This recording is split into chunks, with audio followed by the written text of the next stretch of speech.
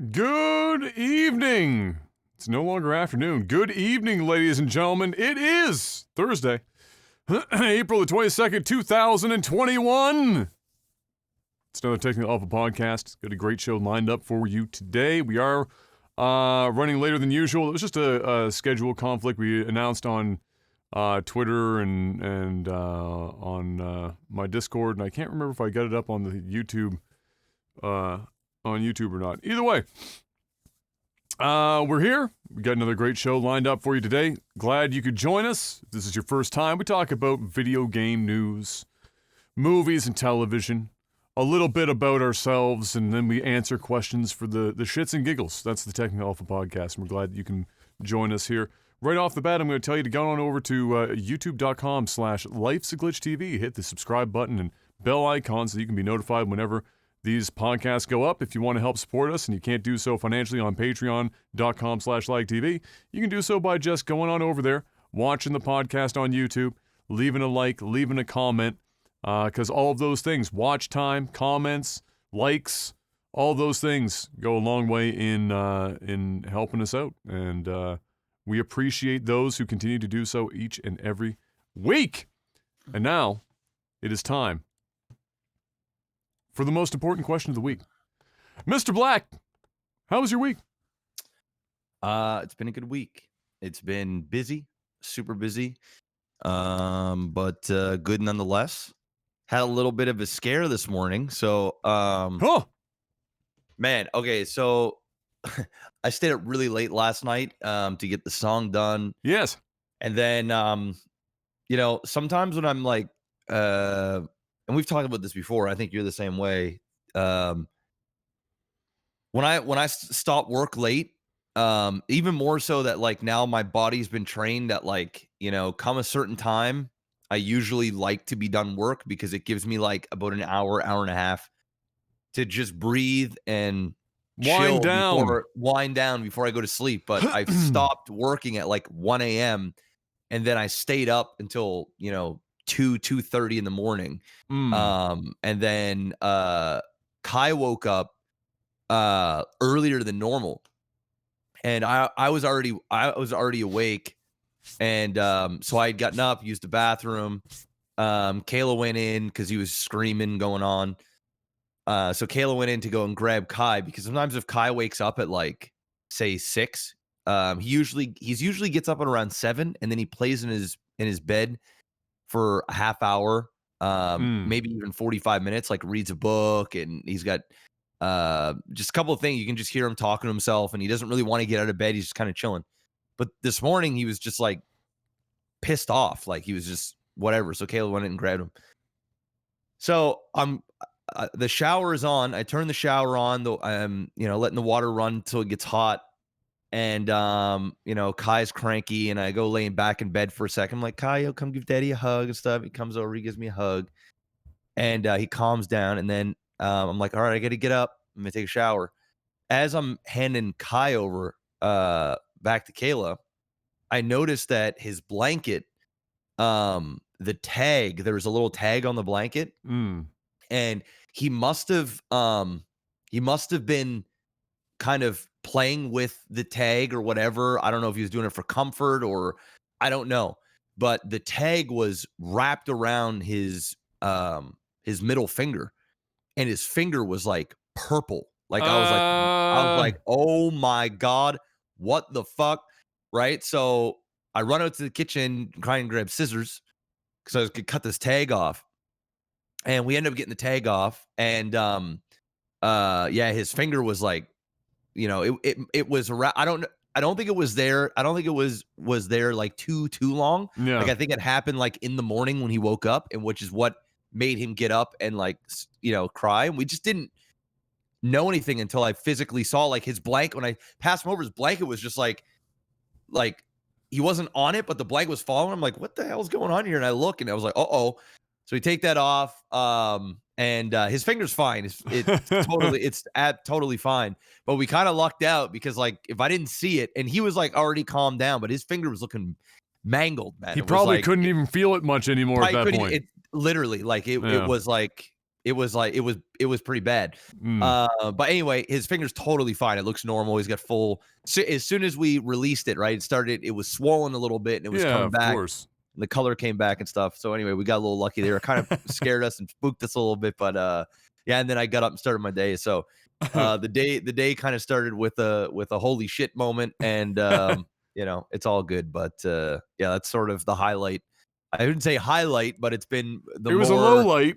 It was a low light, but it was a bit more of the jarring thing, especially like when you're first thing in the morning when everybody's just waking up and yeah. So anyway, that was my morning. Oh, wonderful. Yeah. Well, I didn't do anything fancy this week. Really, I finished Outriders, so that's done. We got to the end game. I did some of the end game raid stuff. And I just called it there. I was like, you know what?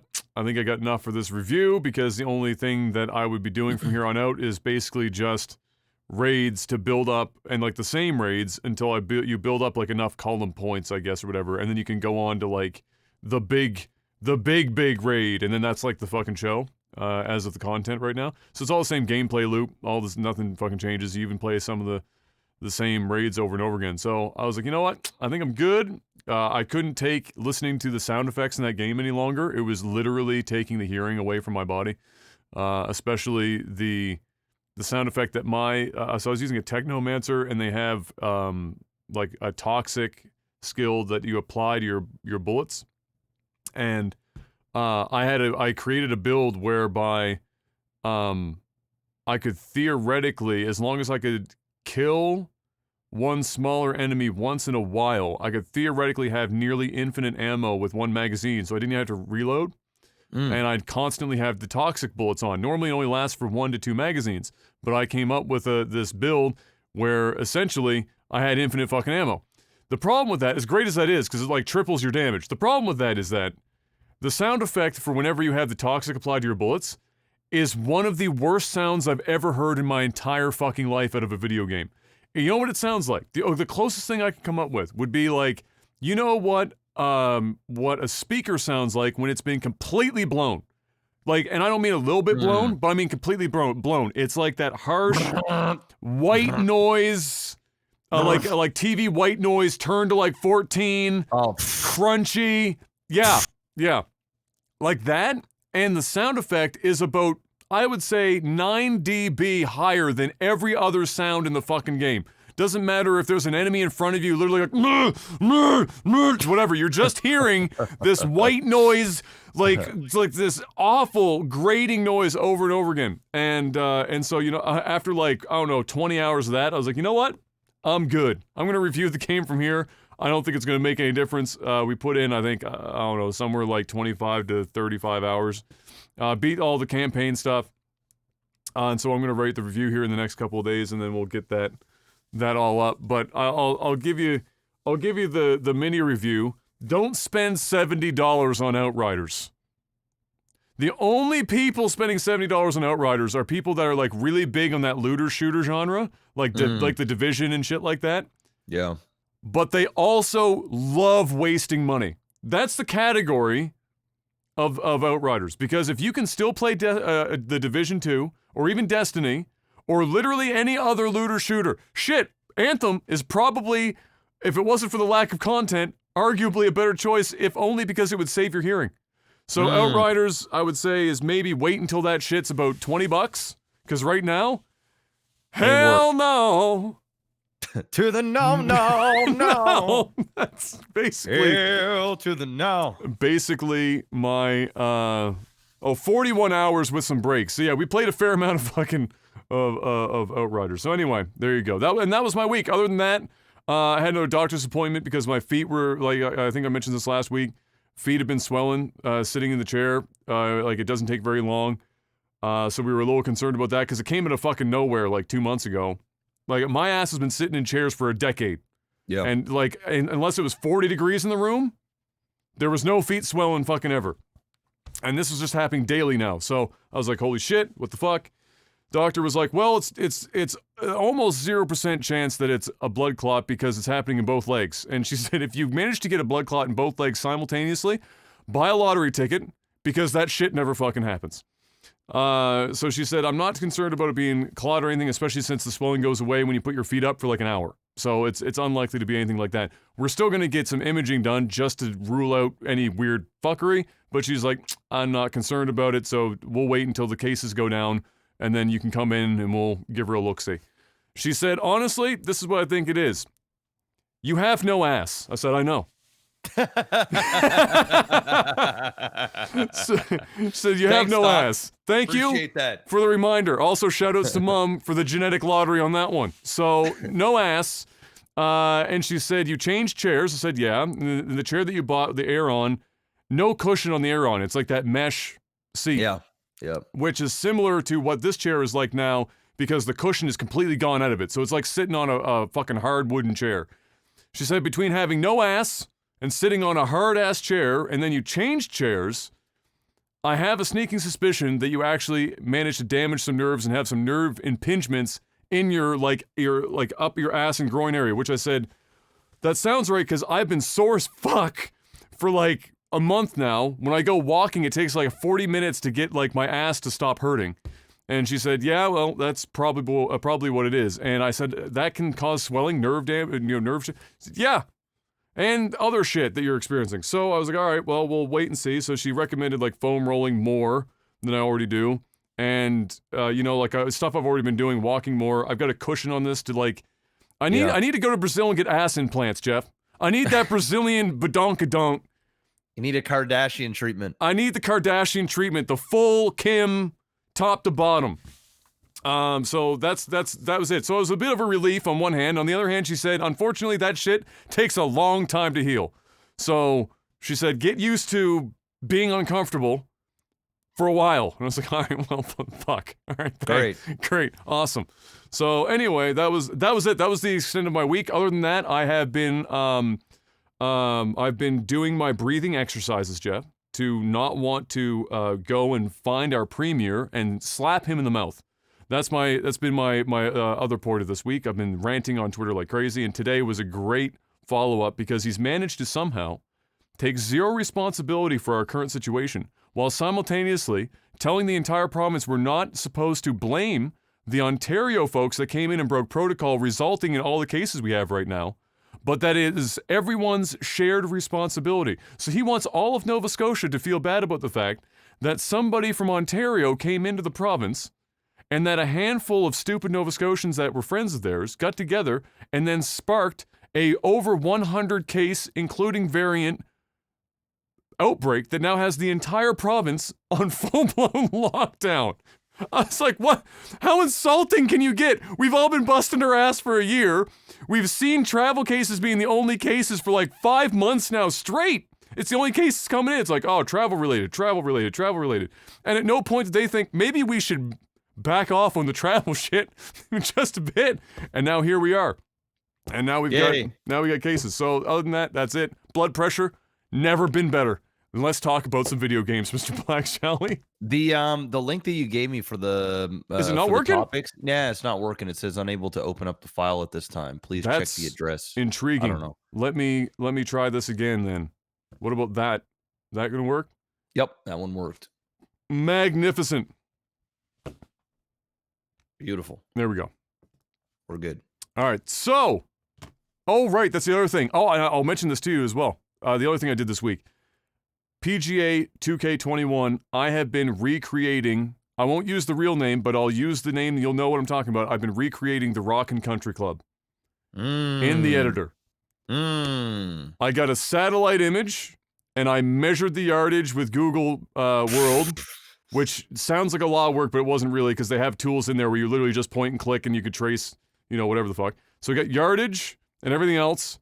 Now, mind you, the rest of it has to be from memory, because I can't, you can't enhance so much that you're going to be able to see all of it. But I finished roughing out all the holes yesterday.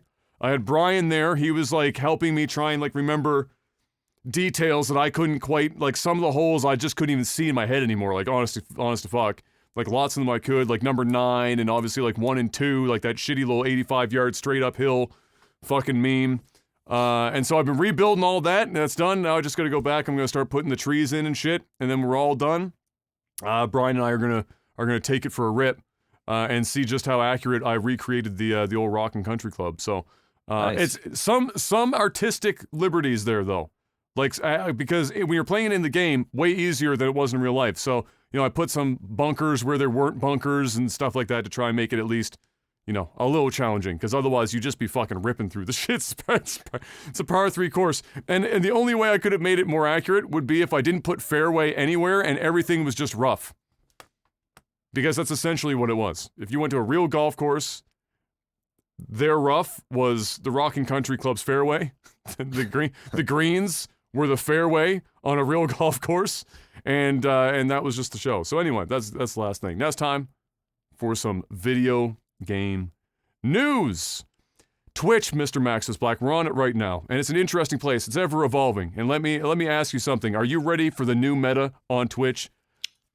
My body's ready, Adam. Is your body ready for the new meta? Because you're gonna need that beach body, and not only are you gonna need that beach body, you're gonna need an inflatable pool, an inflatable banana, which somehow everyone has the same fucking inflatable banana, a Sharpie, and at least one Victoria's Secret swimsuit. Do you have your kit for the new Twitch meta? I don't. But don't pressure me, Adam, because I will do it. Don't you have a VTuber coming up for OTT? I do. You gotta pay a little extra money just for a swimsuit variant. Get him in the inflatable pool with the banana and start writing names on it. It's big money. It's big money these days. It's either that, or I could say, hey, Kayla. We might only have a short window of time here before this is illegal. Yeah. You want to get to work? How would you like for me to take care of Kai tonight? Why don't you just put on a bathing suit? Sit in this. I got a nice inflatable banana, and I'm thinking about buying ourselves a hot tub. We've already got it all wired here at the house. Fuck it. We're just missing the tub. How about I take daddy duties tonight and you stream for me, or for you? All you have to do. What? You'll make a killing. It's true. All you have to do is create really creepy parasocial relationships with a series of neckbeards and call them all princes while writing their names all over said inflatable banana, and you too can make enough to buy a 7 Series BMW in the first 3 months, Jeff. Come on, man. Yes. Don't sell me on it, Adam. I've been needing a break. Dude, Fox looked it up on the stream. I was like, I might actually just buy the inflatable banana and sit it on the couch behind me. Just as a joke, because everyone's gonna get the joke. Just stick the fucking inflatable banana in the background. And as it turns out, bro, you can get, it's like 5 for like $10. So even if Jeff, if Kayla follows the meta and dry humps that shit into the fucking ground until it pops, you got 4 backups, boy. That's an amazing return on investment right there. What else can you ask for? Nothing as far as I'm concerned. So there you go. Awesome. Fucking Twitch. Anyway, technically it's still by the rules right now. If there was a if you could define technically being right, this like current thing happening on Twitch might be the most technically following the rules I've ever witnessed in my lifetime. This couldn't push the fucking line any further if it tried. It's crazy. And so we'll just have to wait and see how much longer it lasts. But for now, go get your money, girls. Go get it. Go get it. You might not have much time. Go get it. So go get it. Make that money. Make that paper. Do it. I'm not hating. Another one down, Mr. Black. Jeff Kaplan has left Blizzard. I heard. Yeah, he has unfortunately jumped ship.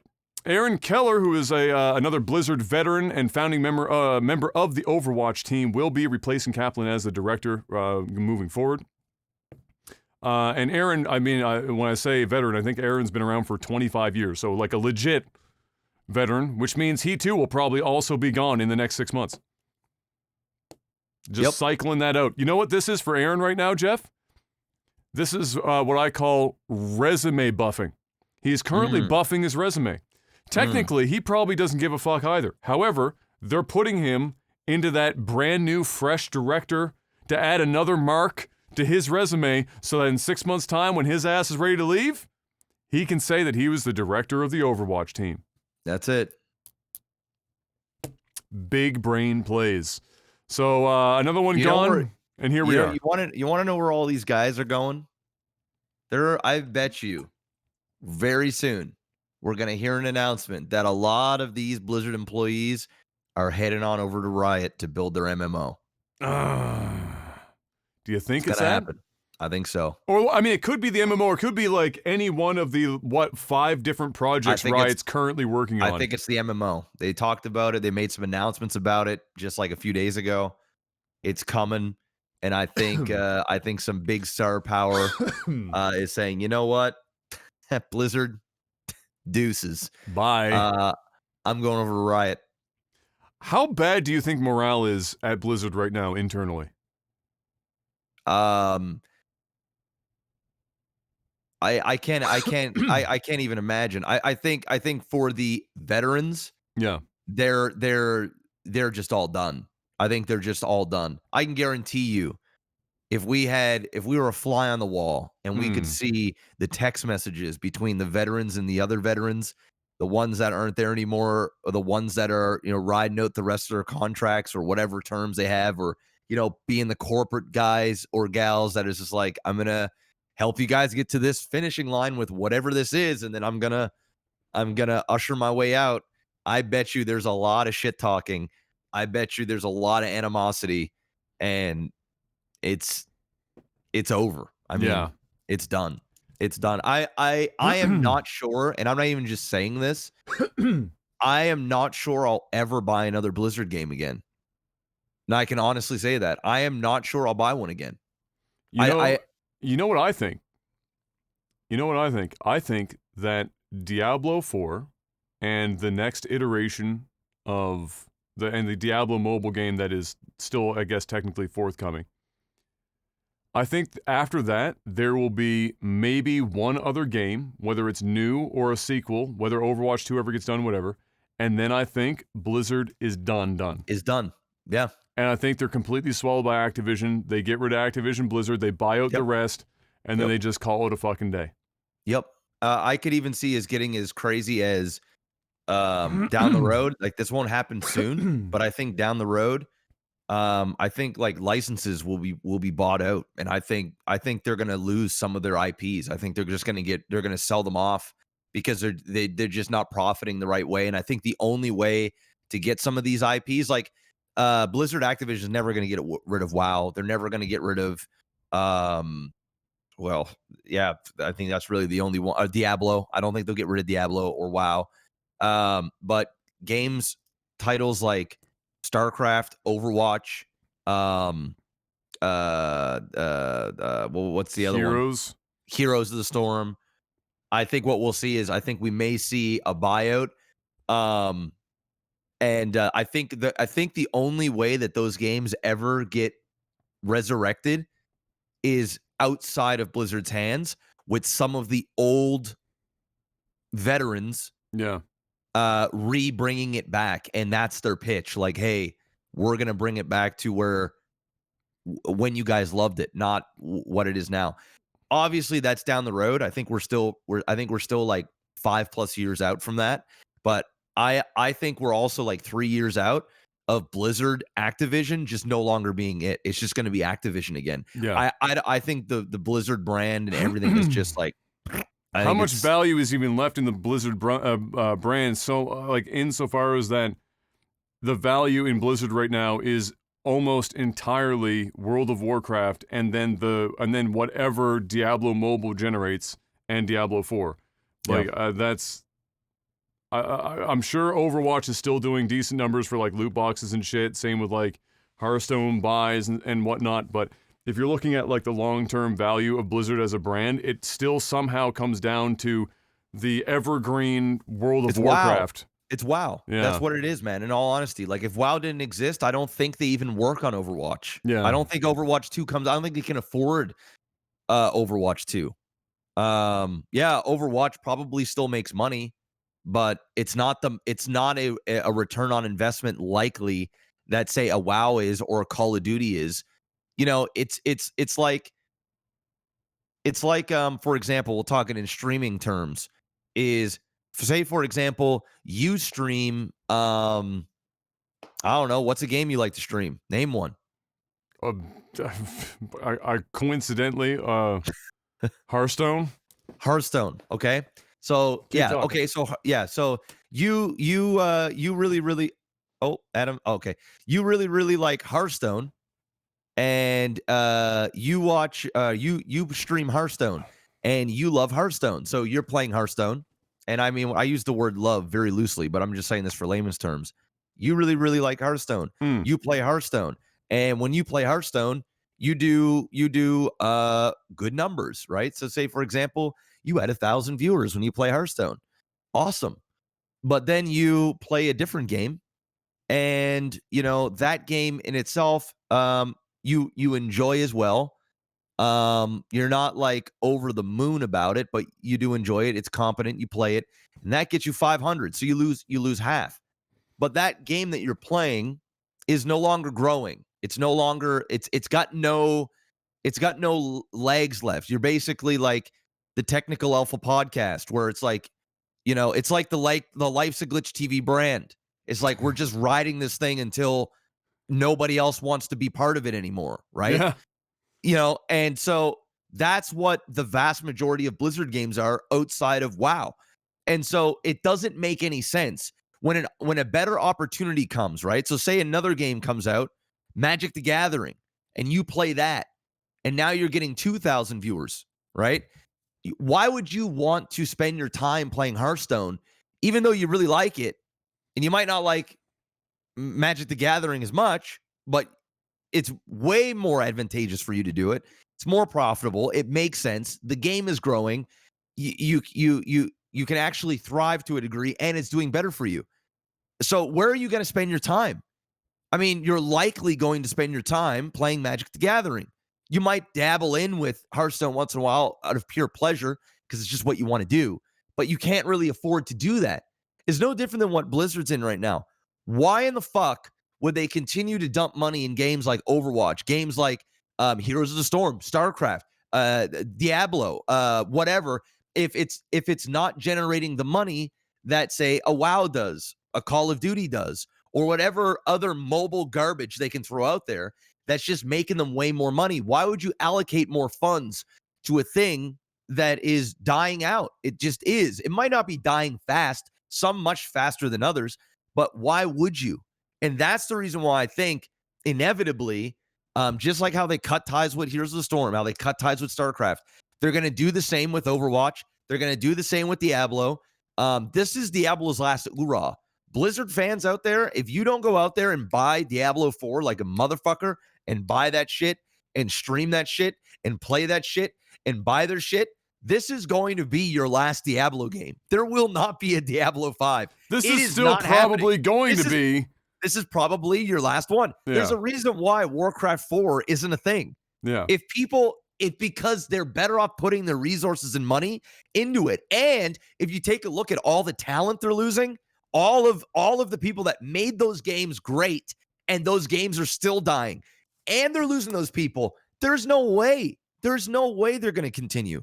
So enjoy it now, because the inevitable is coming. It's on its way out. It's dying. It's a dying breed. The founders are gone. The everybody's gone. And that's just it.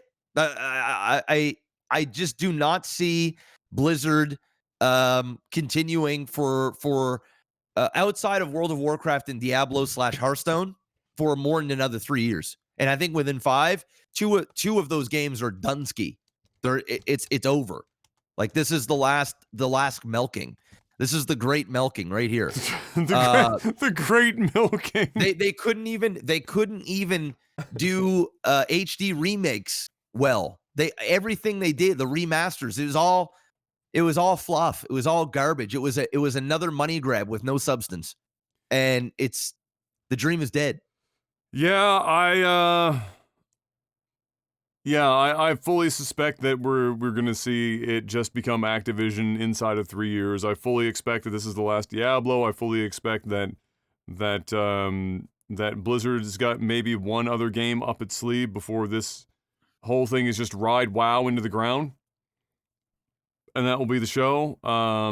The only way that it doesn't become that is if Activision decides to inject Blizzard with a bunch of new talent and give them a major project for Activision.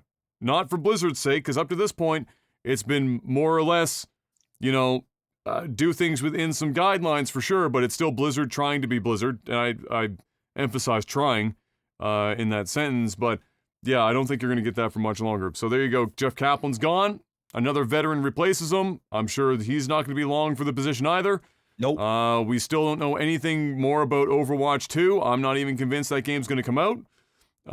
But we will wait and see. And just more sad news for Blizzard fans everywhere at this point. If you're not already numb to the news, maybe you're just numb to the shit at this point, but all the same.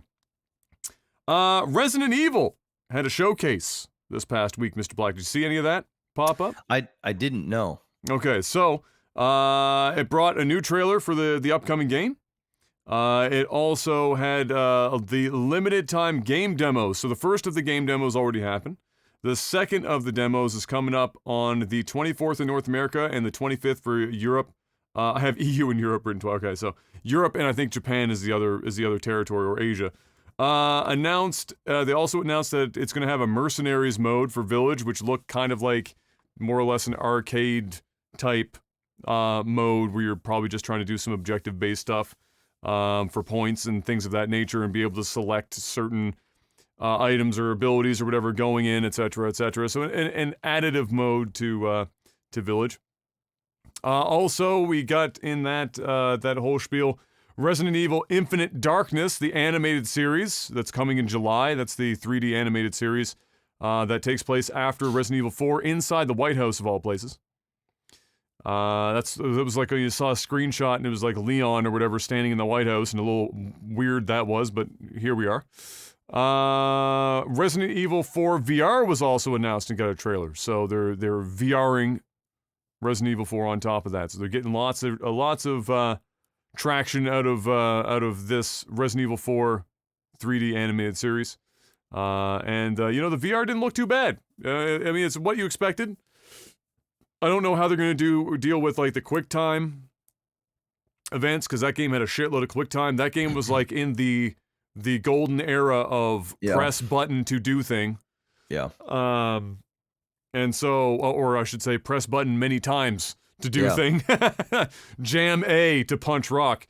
So I don't know how they're going to deal with that yet. I don't know if anyone knows. And then the other thing was, I think, what was it? I think these cutscenes are still going to be third person.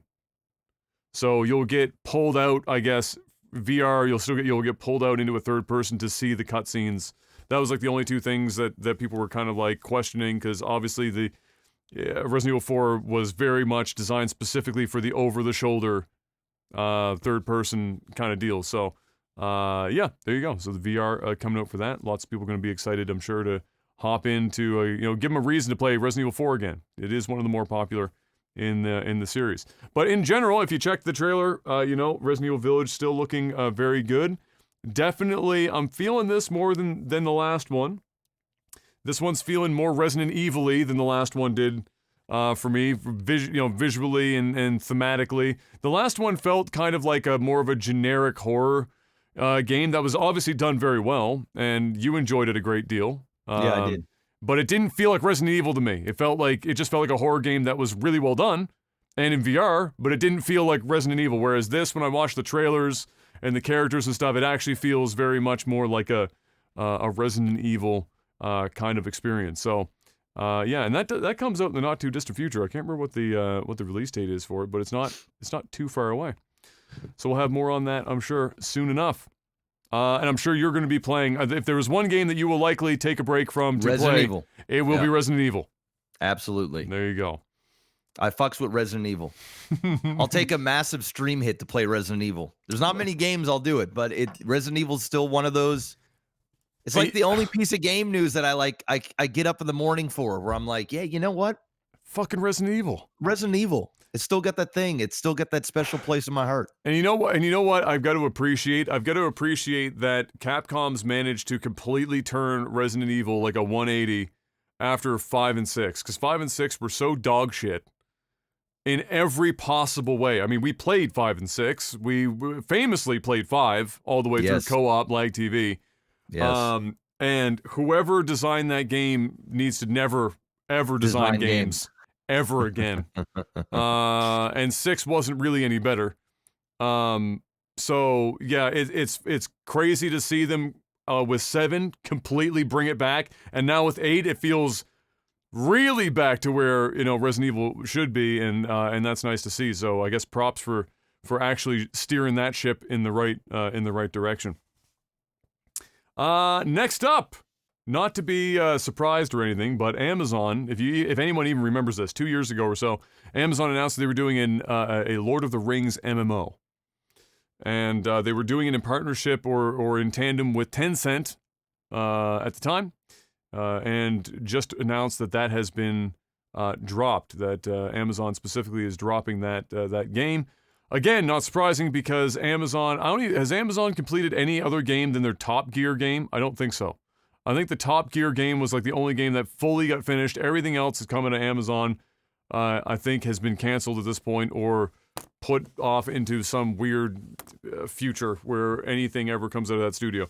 So the one thing here is that I think Tencent is the one that technically has the rights to this game. I don't think it was Amazon. So what does that mean? Well, because it was a dispute between Amazon and Tencent, I suspect that there's a chance that Tencent takes the game where it is now and continues to produce the game and eventually have it come out, because 2 years of development on MMO, nobody's going to want to waste all that shit. So I'm sure Tencent will be considering whether or not it's they possible want to go forward. It's possible. I know this is a movie related talk, but it does kind of connect here. Well, it's Lord of the Rings. Amazon is working on the Lord of the Rings television series. They are indeed.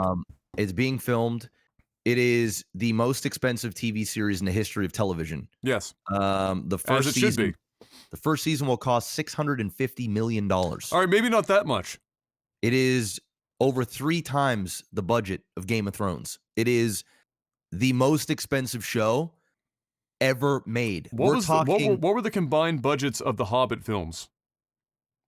Probably close to $650 million. So we're pushing one season of this show is going to be nearly the combined total of the budgets for the last 2 actual Lord of the Rings movies. I don't know what the Lord of the Rings movies, the originals, what it cost, but it probably was in the neighborhood of like $250 million back then. Yeah. At least probably for like the last one. I know the Hobbit films cost a small fortune, but this Amazon show apparently is massive. Now, the only reason why I think this isn't happening, and why I don't think Tencent will grab this, is because Amazon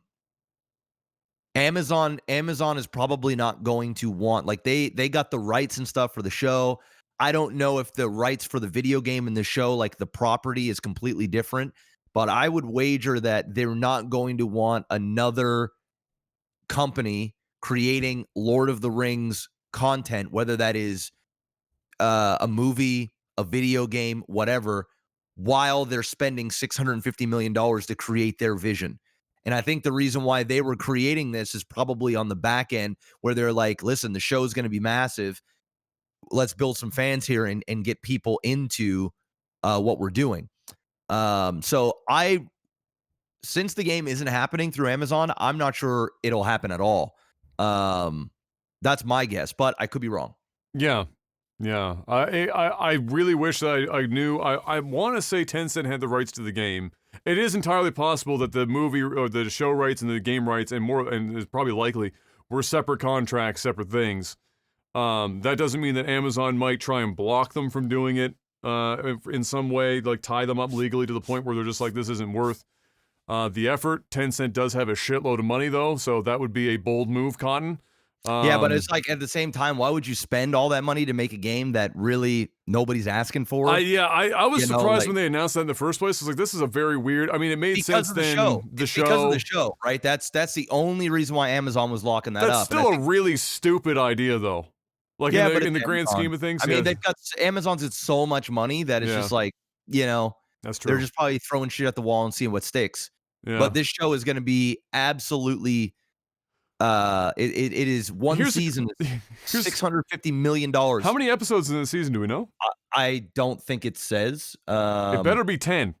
Well, for that much money. Here's the thing, and they've already have it set up that it's supposed to be 5 seasons long, but the first season alone is $650 million. Which if it does well, the second season will be like a bill. Well, yeah. I mean, it really it all depends on how crazy they get. Because think about Game of Thrones' first season production value and how much money they had for the first season of Game of Thrones, and then you skip ahead like 1 or 2 seasons, and suddenly it was like, could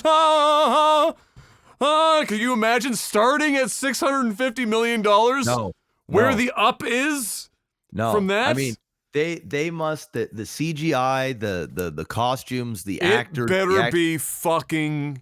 Dude, if this is anything less than the greatest experience of all time, which, let's be honest, you have to compete with the original trilogy, which is arguably the greatest trilogy of all time. Yeah. So, like, the amount of expectations on a show like this, especially since Game of Thrones sort of set the bar on this, like, fantasy, realistic, gritty, who knows what's going to happen type thing, right? And I think Amazon's trying to do the same, but with the ultimate IP of Lord of the Rings. It could either be the single greatest show that we've ever seen, or it's going to be like an okay show that blew a shit ton of money. I think that's the most likely scenario. I think it's going to be an okay show that spent an ungodly amount of money, and there's going to be a lot of people getting paid big dollars for that shit. Do we know anyone? Do we know like who's involved, like actor-wise? There's a bunch. I'd have to look it up. There is some good, and what's nice is a lot of them are like, I don't want to say no name, but like well-respected actors and actresses. Just haven't hit it to the big figures yet, kind of thing. Like they're known. They're the nose of the who knows, but not of the like, the grand, wider, the household names. They can't ask for $50 million yet. No, they can't. But I'm sure by season 3, season 4, they'll be, they'll be asking. They'll be asking for large amounts of money. They're gonna go in. The agents are gonna go in and get like, all right, look, guys, this season has a $1.2 billion budget. My client needs to be paid a minimum of $75 million. So, dude, it's so much money. It's so much money. So we'll see what happens. But anyway, that'll be the one thing that will top currently Daniel Craig doing the Knives Out duo for $100 million. The streaming service wars are getting out of. You know what the streaming service wars have turned into? It's turned into the streaming wars of gamers, where it's like, hey, I'm Facebook. Hey, streamer with 5,000 concurrent viewers. How would you like $4 million to come over to our platform and stream for 2 years? And then when you come over to our platform, your 5,000 concurrents going to turn into 400, but it's okay. Because you were paid $4 million. But you were paid $4 million, so you're not going to say anything. And then after the 2 years, we're going to double that so that you stay for another 2 years, or you can just go back over to Twitch. That's what this has turned into. It's turned into like, it's like who can burn the most money. Oh, God. Man, don't you wish sometimes that we were just big enough to have that money burnt on us? Yes. Every day, I dream of it. Every day. Every day. Oh, fucking hell. You know who doesn't dream of that all the time because he doesn't have to? Jim Ryan. Jim Ryan, the head of PlayStation for Sony.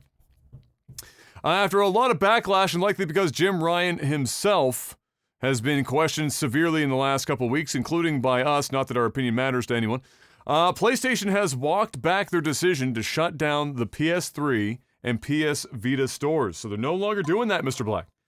So many people were like, what the fuck are you doing? That they actually sat back and they gave out the classic. I'm going to read you these this Jim Ryan blog post. Does it start with the "Hey guys, we've listened"? Oh, you better believe he got that in there. All right, here we go. This is all Jimmy R on this bad boy. Recently, we notified players that PlayStation stores for PS3 and PS Vita devices were planned to end this summer. Upon further reflection, however, he went to his Zen rock garden, Jeff, and reflected on this entire thing.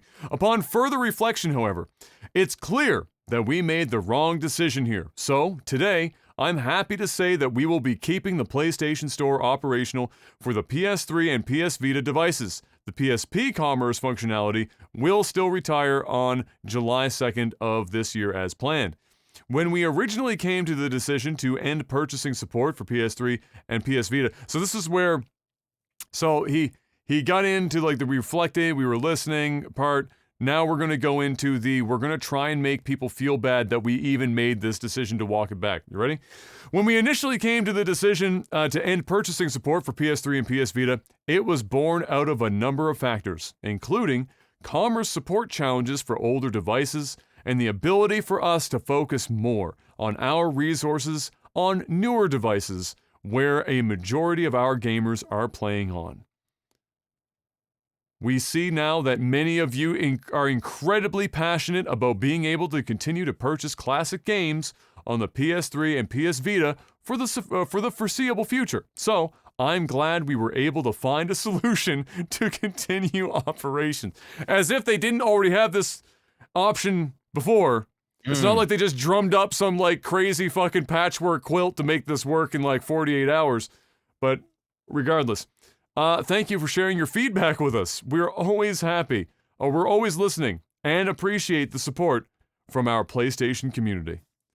Thank you, Jimmy Ryan. So there you go. What a classic, eh?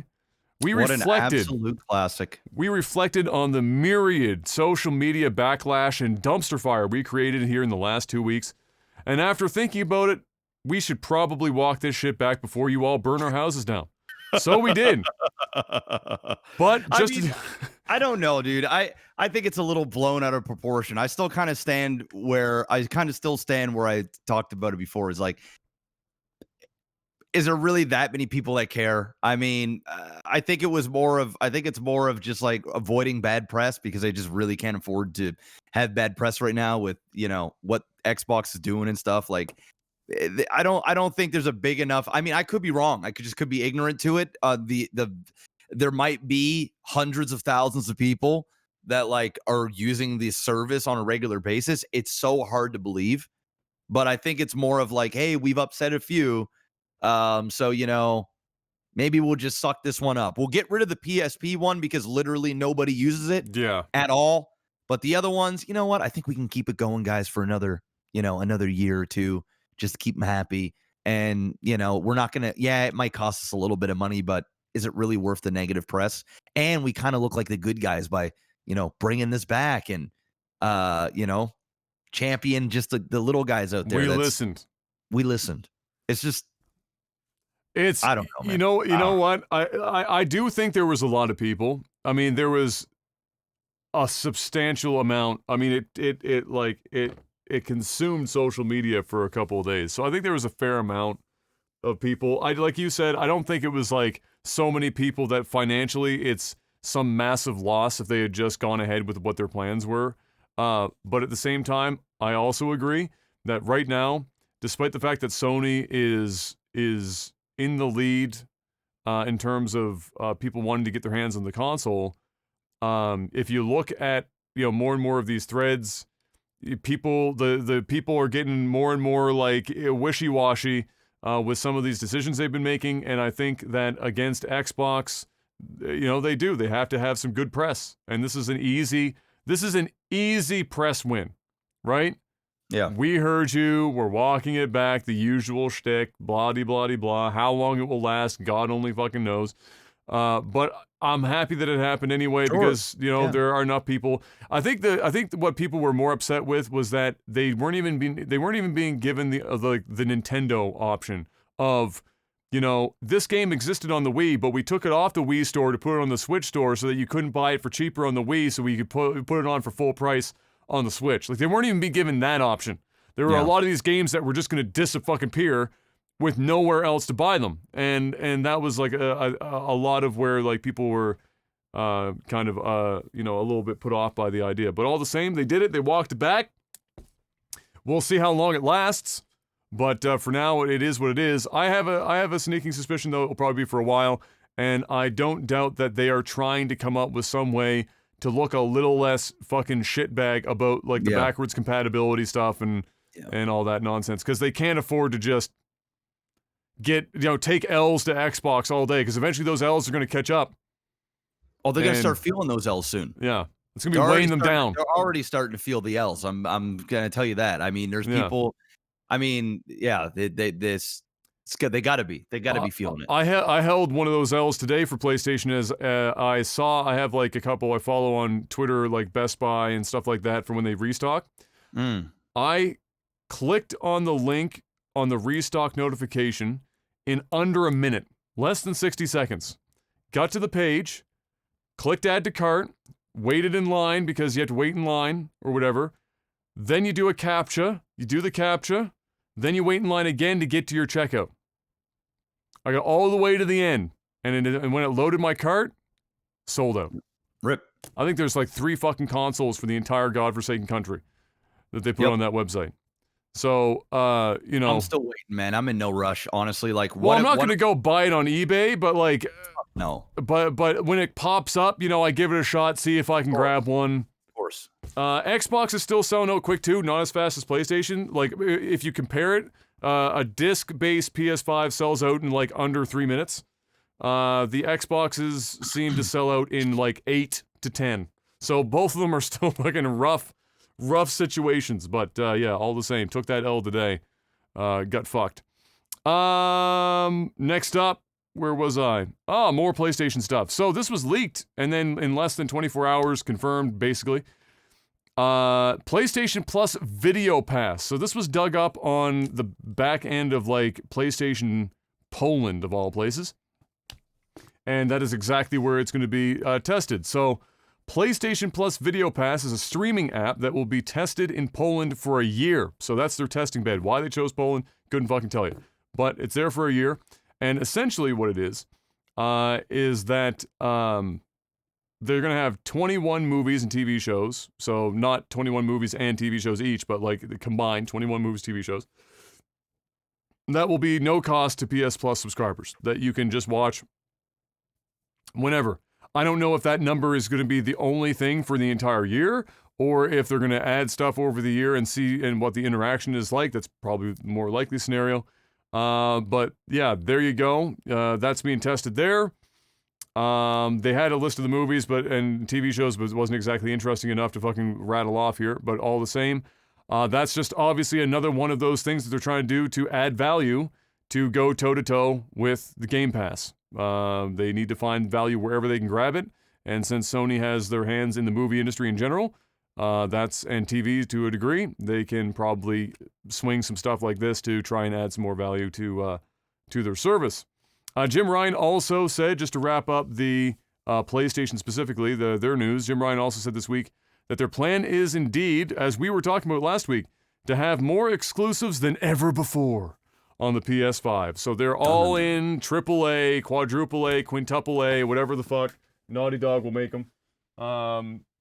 For the PlayStation 5 and trying to have more than they've ever had before. So don't expect to see anything other than games that resemble movies that you occasionally press buttons and spend 90 Canadian dollars on. When I went to go buy the console, I did see that new games in Canada, Sony first-party titles, $89.99 for a standard title. Not a deluxe, nothing like that. $89.99 before tax. For the standard release. Sony, suck my fucking average ass white dick. No. $90? Are you serious? Stop it. No. And leading on to that, or related to that, and I don't mean my average dick, the writer and creative director of Days Gone says that players shouldn't complain. This is a quote. Shouldn't complain if a game doesn't get a sequel if they didn't buy it, and this is also a quote, at fucking full price. But wait, there's more. Let's give this guy the benefit of the doubt. Maybe that's just being taken out of context. Let's add some context to this little quote here. And this is a quote here. I do have an opinion. So this was in an interview with VGC, and this is via Eurogamer. I do have an opinion on something that your audience may find of interest, and it might piss some of them off. He said. He said. Came in hot. If you love a game, I got a hot take, baby. it's a hot take. He's dishing the hot takes. If you love a game, buy it at fucking full price. I can't tell you how many times I've seen gamers say, yeah, I got that on sale. I got it through PS Plus, whatever.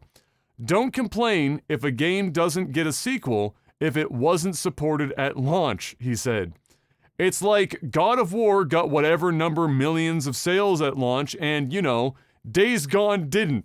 Just speaking for me personally as a developer, I don't work for Sony. I don't know what the numbers are. Then he also opened up on the impact piracy has had on game development, where he said, I can tell you that when we were doing Siphon Filter Dark Mirror on the PSP, we got so fucked on Dark Mirror because piracy was a thing, and Sony wasn't really caught up on what piracy was doing to sales, he explained. And we would show them the torrents. A torrent site had 200,000 copies of Dark Mirror being downloaded. If I remember it right, the numbers could be wrong, but regardless, I was pissed about it then. I was like, this is money out of my pocket. So I think the uptick in engagement with the game is not as important as did you buy the game at full price? Because if you did, then that's supporting the developers directly. Okay. So this is one of the dumbest takes I've heard in a hot minute, okay? Here's why. His quote that you should buy a game at full price if you love it presupposes that you know that you're going to love the game before you buy said game. You don't always know that. Furthermore, his game, Days Gone, came out to mediocre Metacritic scores and not great user scores, just kind of middle of the road. So it's not like people were going to rush out to spend full price on a mediocre game from a franchise that nobody fucking had any attachment to beforehand because it was new.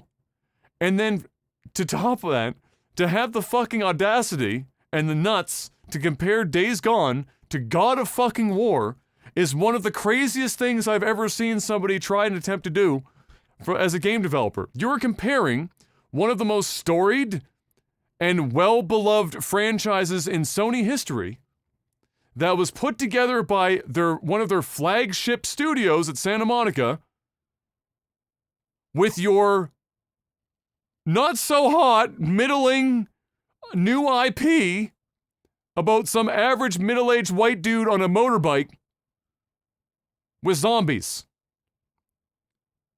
And you're going to try and say people should be paying full price if they love the game to support it. No, what you need to say is if you really love the games that a developer makes and you want to support them and you don't care if the game is good, you're just buying it to support the developer. That's what he wants to say. Because if you look at all we've talked about here in the last few weeks about new games coming out that are AAA from AAA studios, how good have they been, Mr. Black? Well, 95% of them, hot garbage. Wow! Have they worked on day one? Yes. Because they sold a bajillion of hot garbage. No, I mean, did the games work? Oh! No, they're broken as fuck. But they still sold a shit ton of copies. They did! Because of the hype train. They did! Oh, but then they had to refund a shit ton of copies. Because of the hype train. The money worked great. Yeah. The game didn't. You know what Days Gone needed, Jeff? Keanu Reeves. They needed Keanu Reeves. Listen, dude. Listen, I'll play devil's advocate. I understand. Go for it. I understand what he's saying. Yeah. I get it. Yeah. All right. But the way he framed it, the way he worded it, and even the way he went into the conversation where he was like, motherfuckers, I got something to say. He even dropped some F-bombs. Motherfuckers, I got something to say. He pulled a Cliffy B, Jeff. He's being edgy. that you guys ain't gonna like. I told these dumb motherfuckers over at Sony that our game was getting pirated. Now I went on this BitTorrent website where all the fucking boomers go, and it had like 200,000 downloads. Now I'm not sure if that was the right number or not, but I know it was in the thousands. And I said, all these cocksuckers are downloading my siphon filter or whatever the fuck it's called. And I told Sony, but they were, they were Generation Z or whatever, and they just didn't understand what the fuck pirating was. And I told these guys, we're getting screwed here. So when my game came out, there was like 200,000 already downloads. In my calculations, that's at least 180,000 people that was going to buy the game that didn't buy the game. And I'm telling you, and now I've got these cocksuckers on social media saying, yeah, I bought your game when it was on sale on the Sony Plus store or whatever for $4.99, but I didn't buy it when it was full price.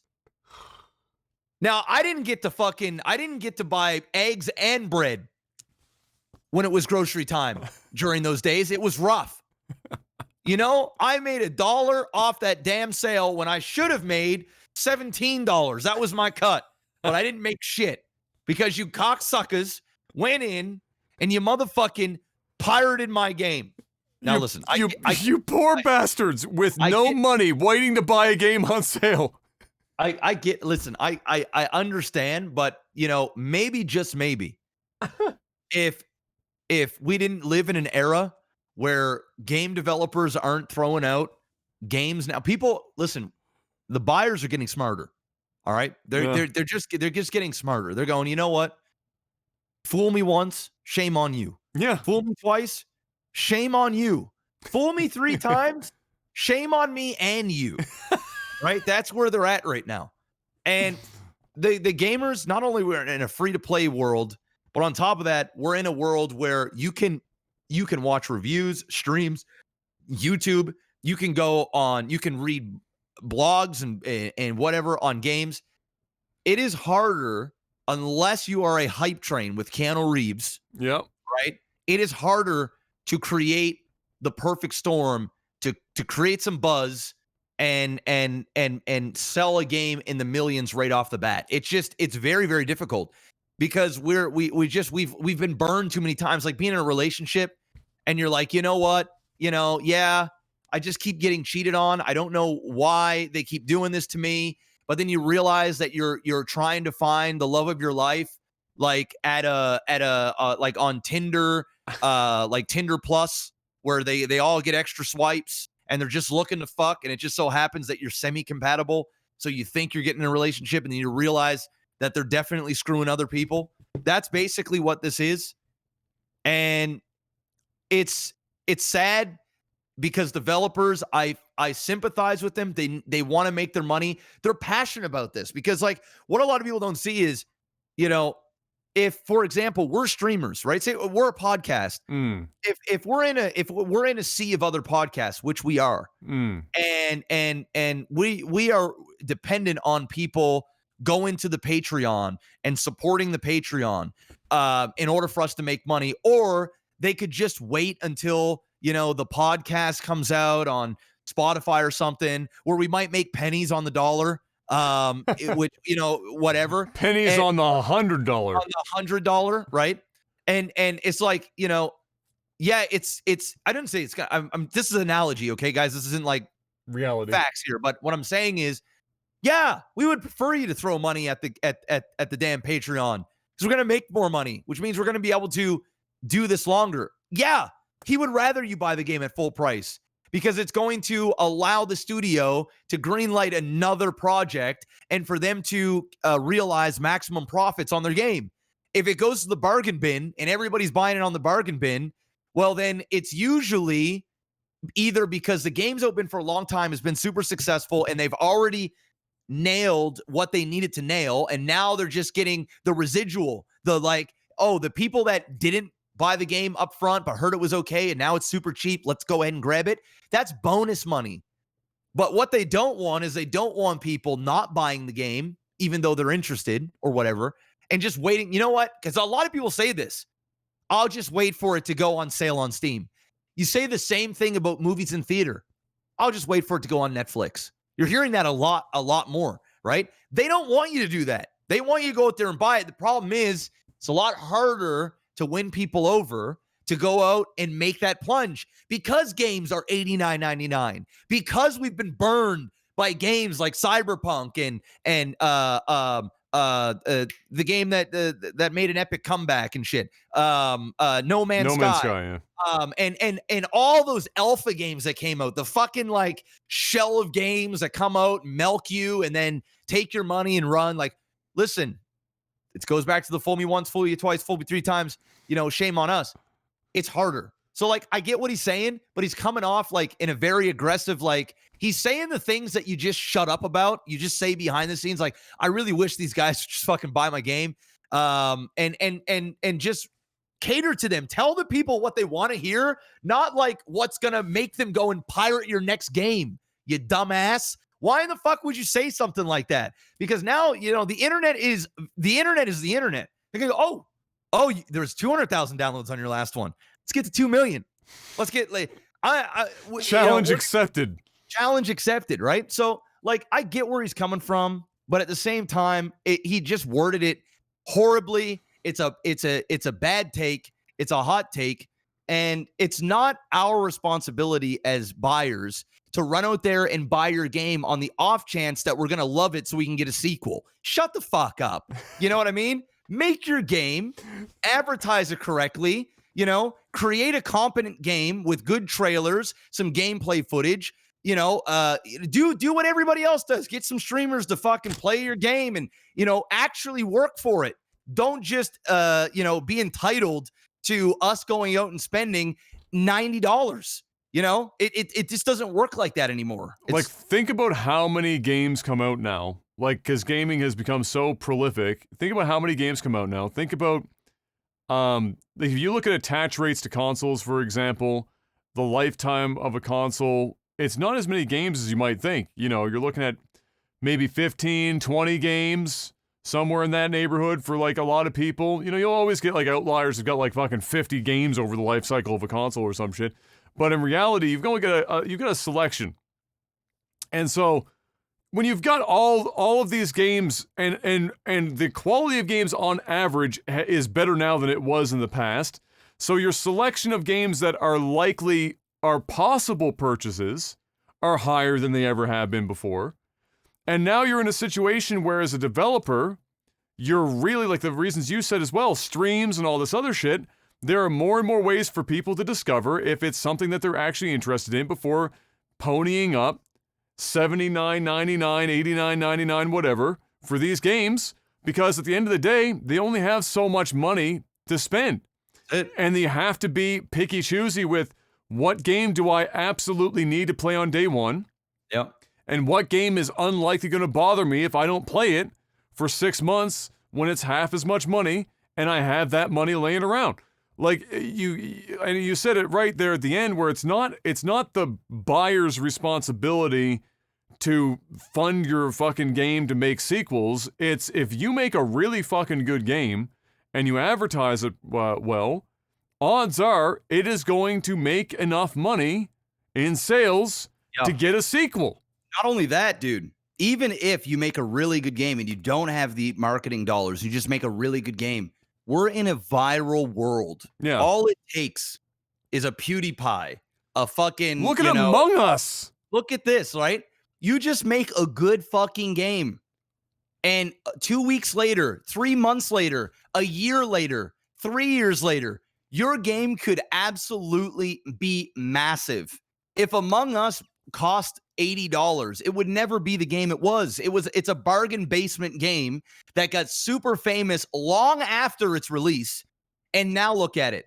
You know what I mean? You know what, Grumpy? Valheim is another good example of this. Valheim, exactly. Valheim came out early access in a genre that's been so fucking saturated it's unreal, and yet word of mouth alone, and it sold like top of Steam for weeks. Yep. And like, so I honestly, you know what I think? I think this guy's salty that he was heading up, directing a mediocre video game. That's it. That he thought the world would love because it had a white dude with a beard and a baseball cap shooting zombies. Yep. And it turned out that while people thought it was a pretty okay game, They weren't going to go out and spend full price day one on a new IP that was basically looking like every other fucking game. There was like, I remember when this was announced, there was 1 or 2 other games in the same release window that looked almost identical to the point where I couldn't, if you put them side by side and ran trailers, I would have a hard time picking out which one was which because they looked so fucking similar. Yeah. So, you know, and you're not wrong as well. I mean, he worded it terribly. I mean, he could have worded it better and it still wouldn't have been a great take, but at least he wouldn't have looked even more of a douche. I mean, he could have said something in the lines of like, listen, you know, for everybody that's reading this or watching this or whatever they're doing, is like, if you really want to support, if there's a game that you think is going to be great, you know, and you really want to support it, give it the best chance possible to have a sequel greenlit as fast as possible. Go out there and support it at its full price. That'll allow the developers, the studio, to make as much money as possible, and have the confidence to go ahead and preemptively greenlight the sequel. If not, you know, not saying that it'll never happen, but it definitely becomes harder. It's no different than the movie business, right? Yeah. You know, a lot of the times sequels aren't greenlit right away, but they'll know within a week, or even where the numbers are tracking before it's released, if they're going to make a sequel. If the movie comes out and it doesn't do so hot, sometimes they cancel the sequel, but then sometimes it hits Netflix, it goes cheap, it goes on streaming for $1.99 on iTunes, and the thing fucking blows up because people kind of heard about it, but they weren't like, I'm not going to like go out of my way to the movie theaters, pay for a babysitter, go out there, spend $80 to go out there with my significant other. I ain't got the time. We're in the middle of Rona, whatever the case that they can come up with, right? Because if you're not completely sold in a game, you can come up with a million excuses to not buy the game. You can just find a million. Oh, I'll watch it on Twitch. Oh, I watch it on YouTube. Oh, I'll wait for it to go on Steam. Oh, all this. Oh, I've got this other game I'm playing right now. You're going to come up with anything. I got a ton of homework to do. I should probably start looking for a job. The last thing I want to do is pour 100 hours into a game. You'll come up with anything. But if the game is cheap enough and it's the same set of circumstances, fuck it, I'll buy it. It's $9.99. It's $19.99. Fuck it. If I like it, I like it. If I don't, whatever. But at a full price, you know, you gotta fucking nail this shit. And the thing is when these movies come out and then they go on streaming service, they blow the fuck up, and then they greenlight the godforsaken sequel. They go, oh my god, it's now turned into a cult classic. Make the sequel. Jumanji. I mean, dude, it's endless. The amount of comedies, the amount of horror movies, you name it. It's countless that has happened. And the same thing can happen for his mediocre games. Sometimes you price yourself out of what the game actually is worth. And if you just priced it correctly, you would have actually been able to greenlight a second one. But instead, you overcharged for something in a space, because as soon as you put on a AAA $79.99, you're up against every other $79.99 game in existence. Whether it's good, bad, or indifferent, it doesn't matter. If you come in at $39.99, you are now at almost half the price of a full-blown game. So now there's a huge chunk of potential buyers that are going, okay, this is cheap enough that I can afford this game and a half a month. Maybe I'm going to go and buy that Call of Duty, and I'll go buy this shitty Siphon Filter game or whatever the case may be for $40 or $29.99. The moment you put yourself up there, that's it. Sometimes it takes the bargain bin to win over the horde so that you can actually sell in game and put it in the hands of people. You know what I think? Idiots. You know what I think the sweet spot is right now? If I was a game developer and I was making a game, do you know what I think? Honest to God, in US dollars.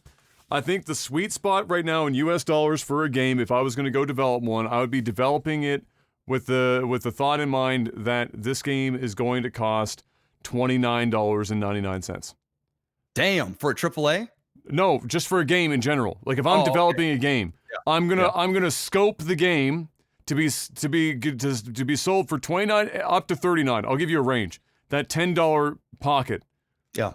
I think that's where you do really well. I think you sell a ton of games on volume, And like you said, you give yourself a better chance at exposure to be able to sell another game down the road and keep that bad boy going. Reuse assets, whatever you want to do, make it cheaper, make your money afterwards. I think that's the pocket. And you're seeing a lot of, I'm going to say indie, but at this point, you know, they're big. Really indie. They're bigger indie now.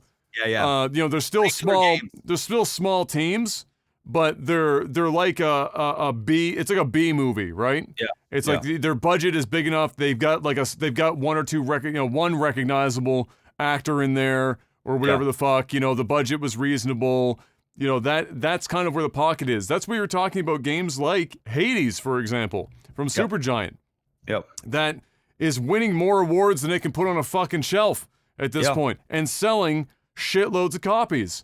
And it costs, you know, $29 fucking dollars or whatever that. Like that's, I think, the pocket for a lot of games now, because you're gonna have so many games like it cost fucking $90 Canadian. Fuck yourself. I'm gonna get mad if I think about it. There's just so much money. Like, you're 1/4 of the console. What the fuck? You're gonna buy 1/4 of the price of the console in one video game. Stop the madness. Just stop it. Xbox is free to play on those free to play things now. So you'll remember several weeks ago we talked about the fact that Microsoft finally changed their policy on free to play games in terms of requiring Xbox Live Gold or whatnot to actually play those games online. So games like Fortnite or whatever that are free to play games, up until this point, you actually needed to have a gold membership to play those games online. And then they said, you know, we're going to step away from that, but it would take some time to make that happen. I guess today is that day. You are now able to, if you have an Xbox console, you are now able to play those free-to-play games for $0 now. No more Xbox Live Gold memberships required or otherwise. So go and play your games for free and have some fun. Excuse me. Apex Legends, which has had, you know, some updates on the PC. Recently. More people are streaming it again. It kind of seems to come and go in waves. They announced that Apex Legends Mobile was going to be a thing. They revealed it this week with regional beta testing beginning at the end of this month for Android devices. No crossplay, since it's mobile specific, and it would be, God, I can't even, I'm shocked that they would even feel it necessary to specify that there wouldn't be crossplay, because imagine playing Apex Legends against somebody on the PC and you're on your phone. That'd be a bad time. It's a terrible choice. So yes, no crossplay on that. Also, of course, it has its own battle passes and cosmetics. So there you go. Apex Legends will be, I guess, in that category of premium FPS mobile memes, just like Call of Duty, except probably not make $10 billion in a single year like Call of Duty Mobile did. That's still the watermark, the high mark, I should say. Near Replicant. The reviews are coming in. That's the remake of the original Nier title. With PC, unfortunately, experiencing a lot of technical issues, like not having VSync at all, major frame dips, stuttering, and other bugs. Given how long it took them to patch Nier Automata on the PC, all I can say is I hope it doesn't take them as long to do this one. It took me years to patch shit. They are not fond of the PC. Why they even put this shit on the PC, I don't know. But it is also quite buggy. So if you are a big fan of Nier and you're not willing to put up with a lot of bugs, just be wary that currently the PC version of the latest Nier title is not so hot in terms of performance. Next up, Battlefield developer DICE announced that they do have more details coming for the next Battlefield game in the coming months. I suspect that will mean stuff at E3 or the summer game stuff that are forthcoming. But also they have, of course, mobile announcements. Battlefield Mobile, Call of Duty Mobile, Apex Mobile. They're all going mobile, baby. Because the mobile market's fucking huge. It's going to make them a lot of money.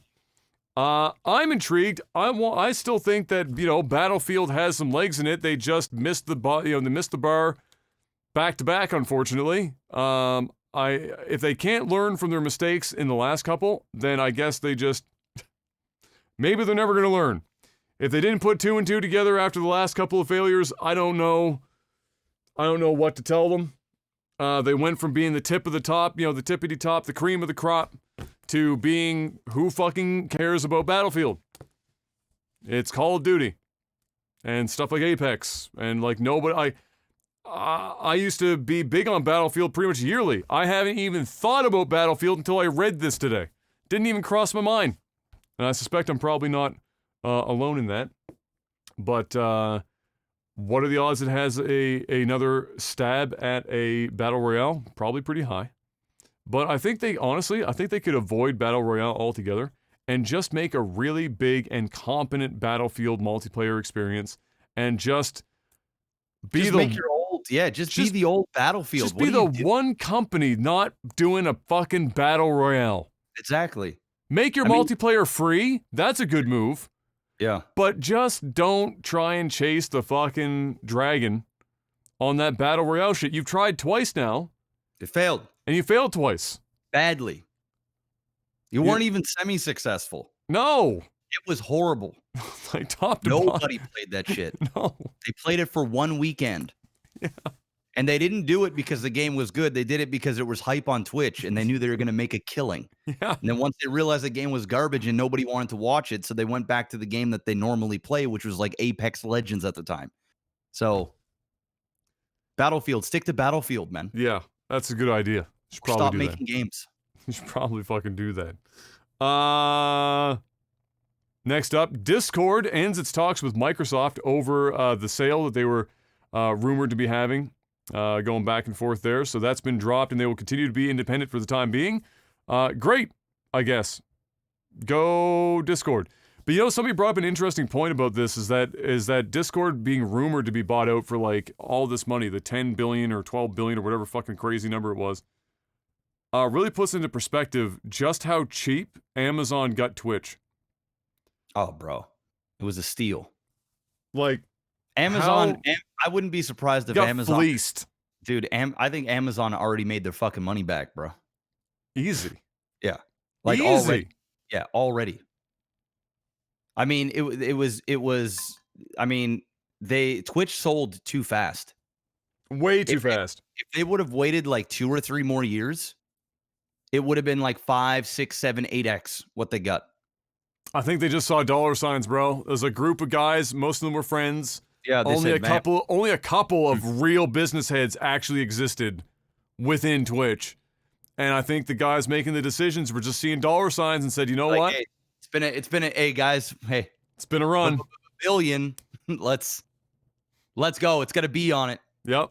Let's go move on to the next projects. And good for them. I mean, at the end of the day, it's not like they're taking an L or some shit, but they made a ton of money. Yeah. And who knows? They may have taken that money and put it in other things and made a ton more money. But yeah, it's wild, dude. I mean, when Discord is going for more than Twitch, yeah, significantly more. Yeah, 10x. Yikes. Come on.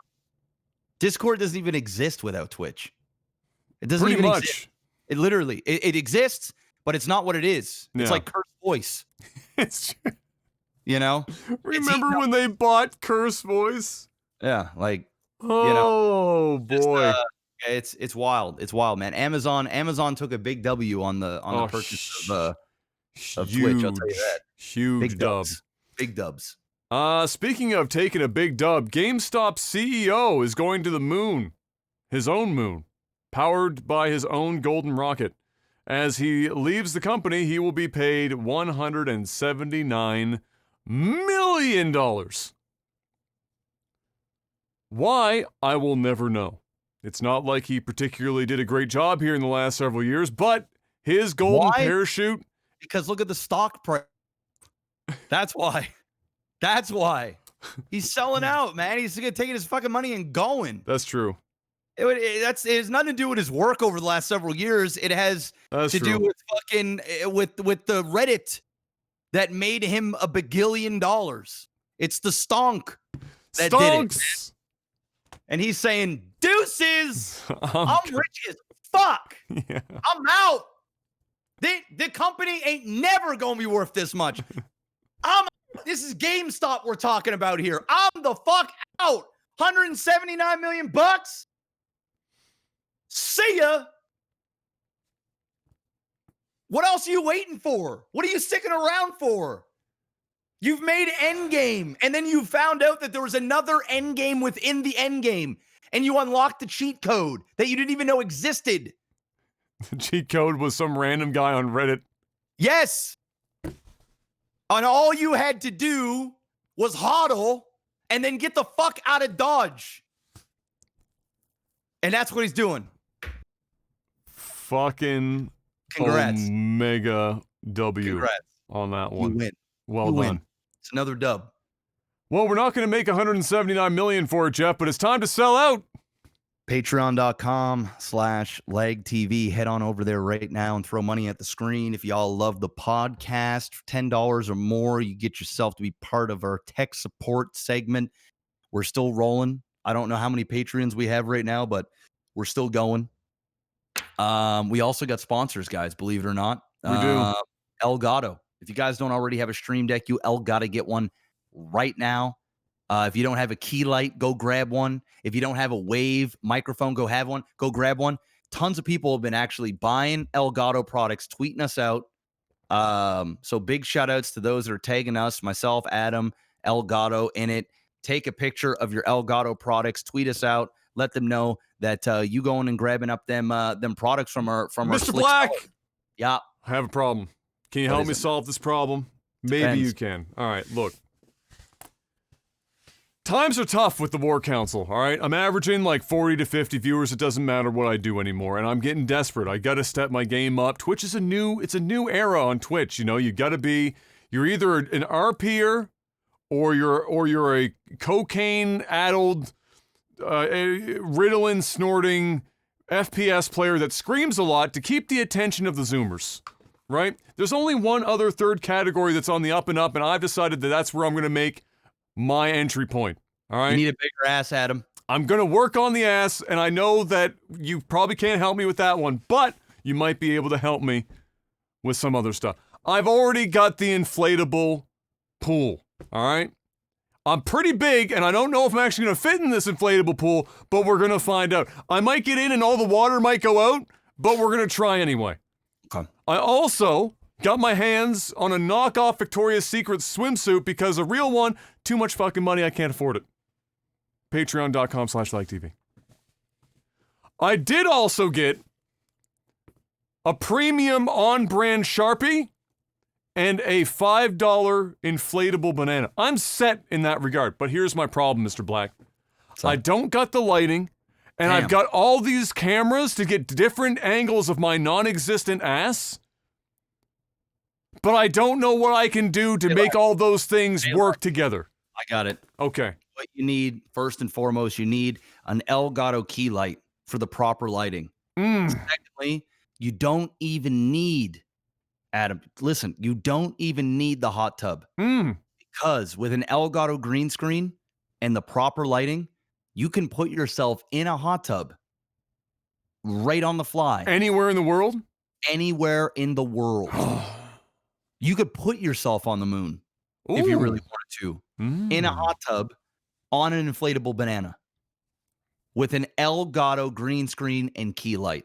And if you want to change the scenery, if it's getting a little dry, trust me, it ain't dry there. But if it does get a little dry, you can click a button on your Stream Deck and you can switch scenes so seamlessly with an Elgato Stream Deck. And if the stalkers on the internet get a little too crazy, they get a little too attached to you, you can go ahead and get yourself a NordVPN when you use the promo code OTT and get yourself 70% off a 2-year term with a free bonus month and a 30-day money-back guarantee. No questions asked, Adam. You can stay safe. You can stay anonymous.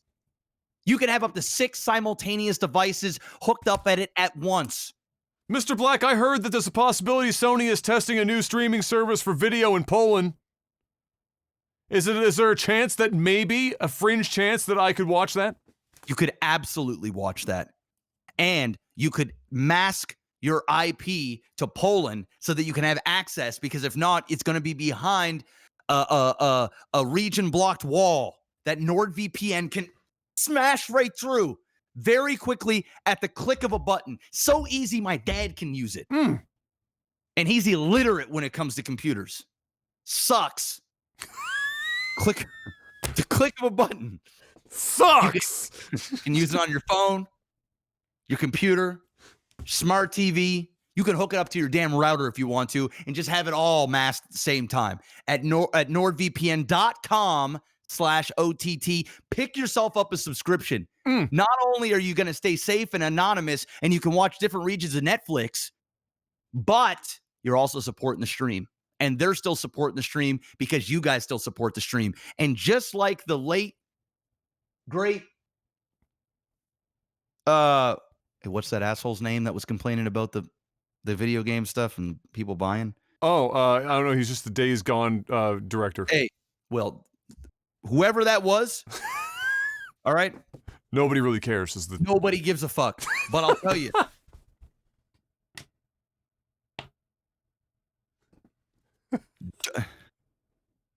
Don't wait for NordVPN to be 99% off. Full price. You got to get in at the 70% off because if it hits the bargain basement and we're no longer sponsored, you may not have a podcast.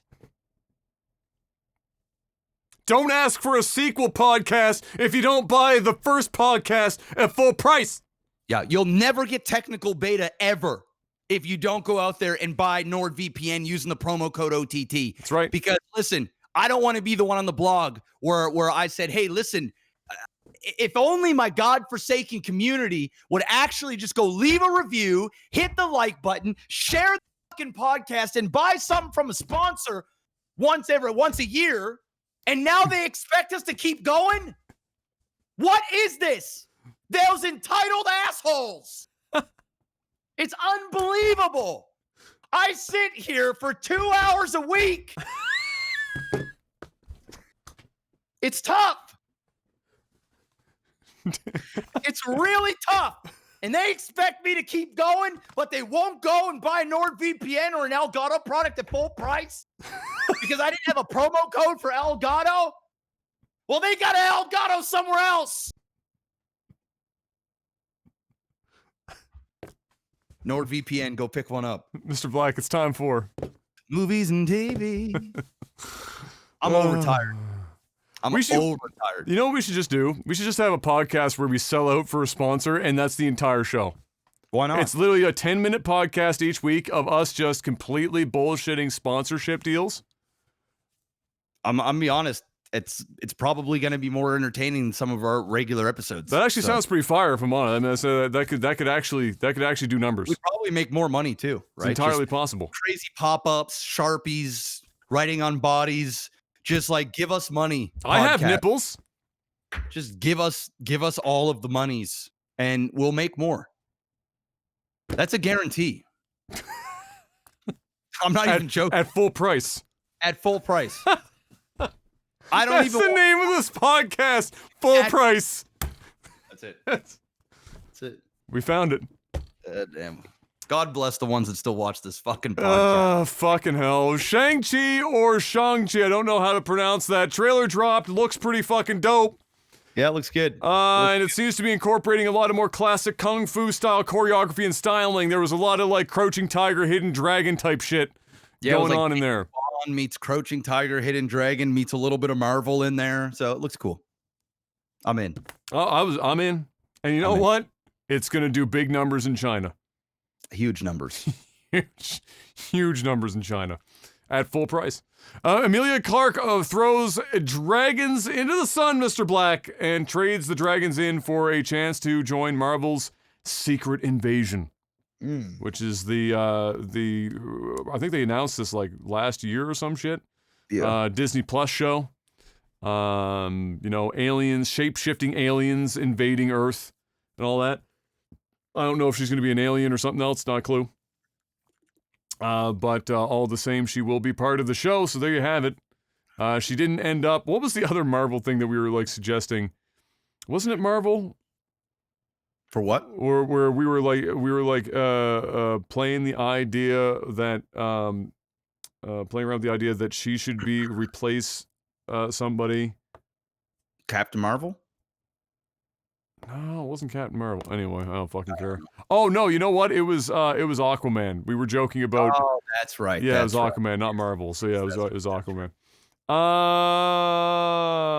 For whatever reason, it took so much effort.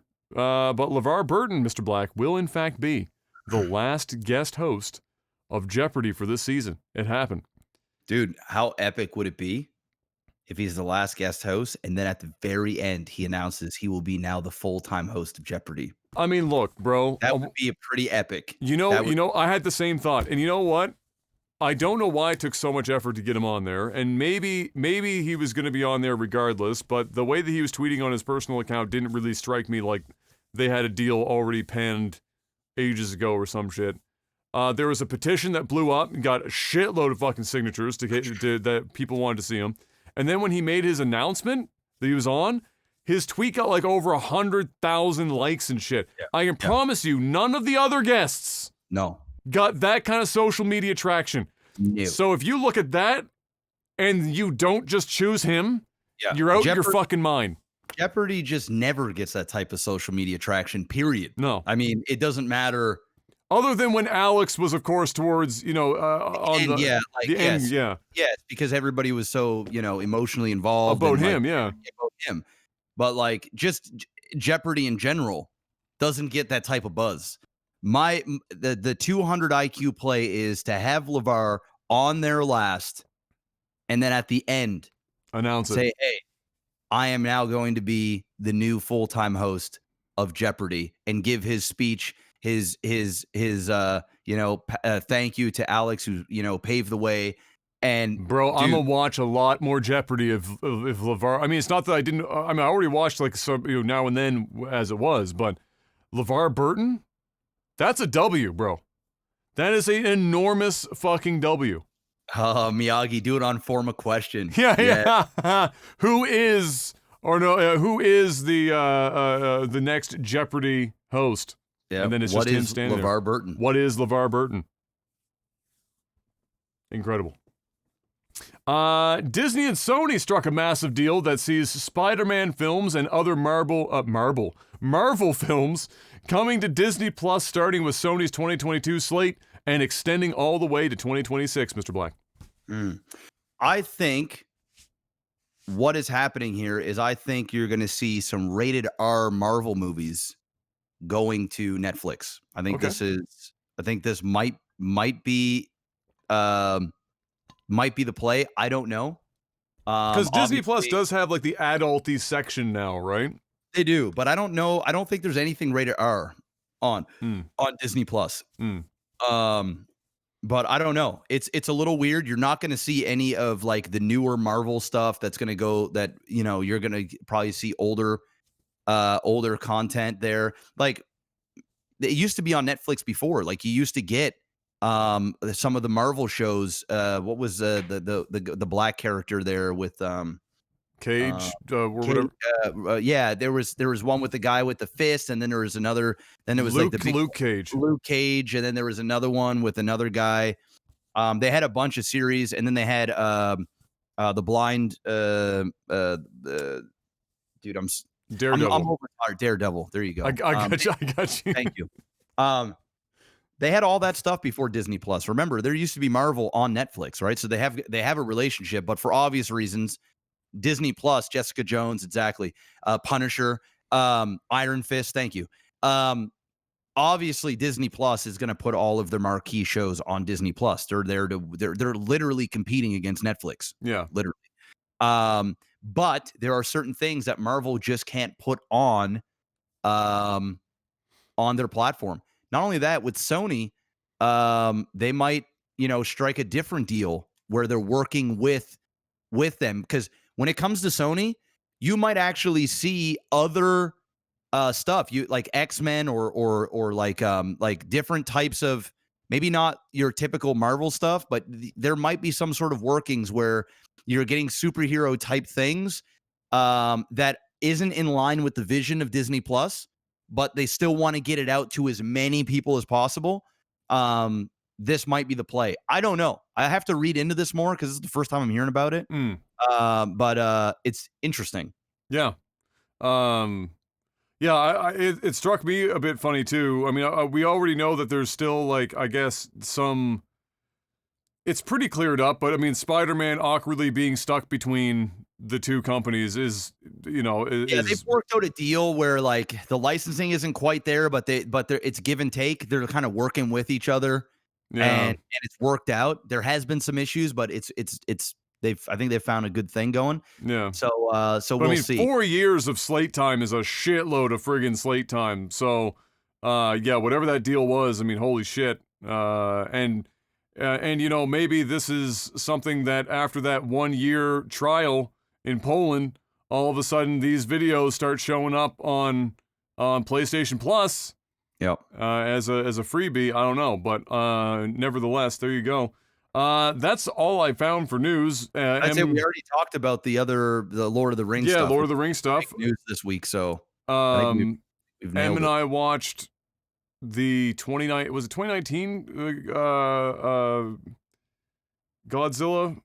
It was Godzilla 2 or Yeah, I whatever. didn't see that. Yeah. Yeah, Godzilla 2. It was like a King of Monsters or King of whatever the fuck it was. Yeah. So, we watched that the other night. You know what? I enjoyed it. Yeah. I hear the new one's pretty fucking dope. I hear the new one's good. Yeah, and this was the one that leads into the new one. You know what? It was pretty fucking good. I didn't think I was going to enjoy it. I thought it was going to be a lot campier than it was. But they did a legitimately good job of just about every aspect of the film. I would have thought that definitely, even in theaters, it was still great here with my home setup, but theater probably would have been really awesome to see it.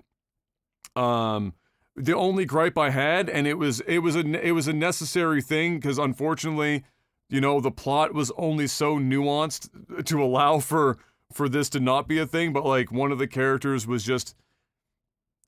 It was one of those movies where one of the characters makes such blatantly terrible decisions that you just hate the fuck. Like, you hate it. You know that it has to happen to make the movie work, but you're like, fuck, this is just. Nobody would make this choice. So, like, when you see it, you're like, oh my fucking god, why? So, other than that, great all around. I'll probably end up, watching the new one when it eventually isn't in theaters, because it will be out of theaters by the time my ass is willing to actually set foot in one. And so, yeah. But anyway, that was it. Other than that, nothing else. If you got nothing else, that means it's time for us to move on to the next segment, which is tech support. Patreon.com/Life'sGlitchTV. Each and every week, $10 and higher gets you a couple of perks. Some of those are bound up by COVID. If you've been in there for the $100 or more, I still have a list. We still have product. Just can't ship them yet. And I need to get more tubes and stuff too, because I don't think we have enough tubes for the list now. But all the same, one of those perks at the $10 is to be able to ask us questions each and every week on a segment we call Tech Support.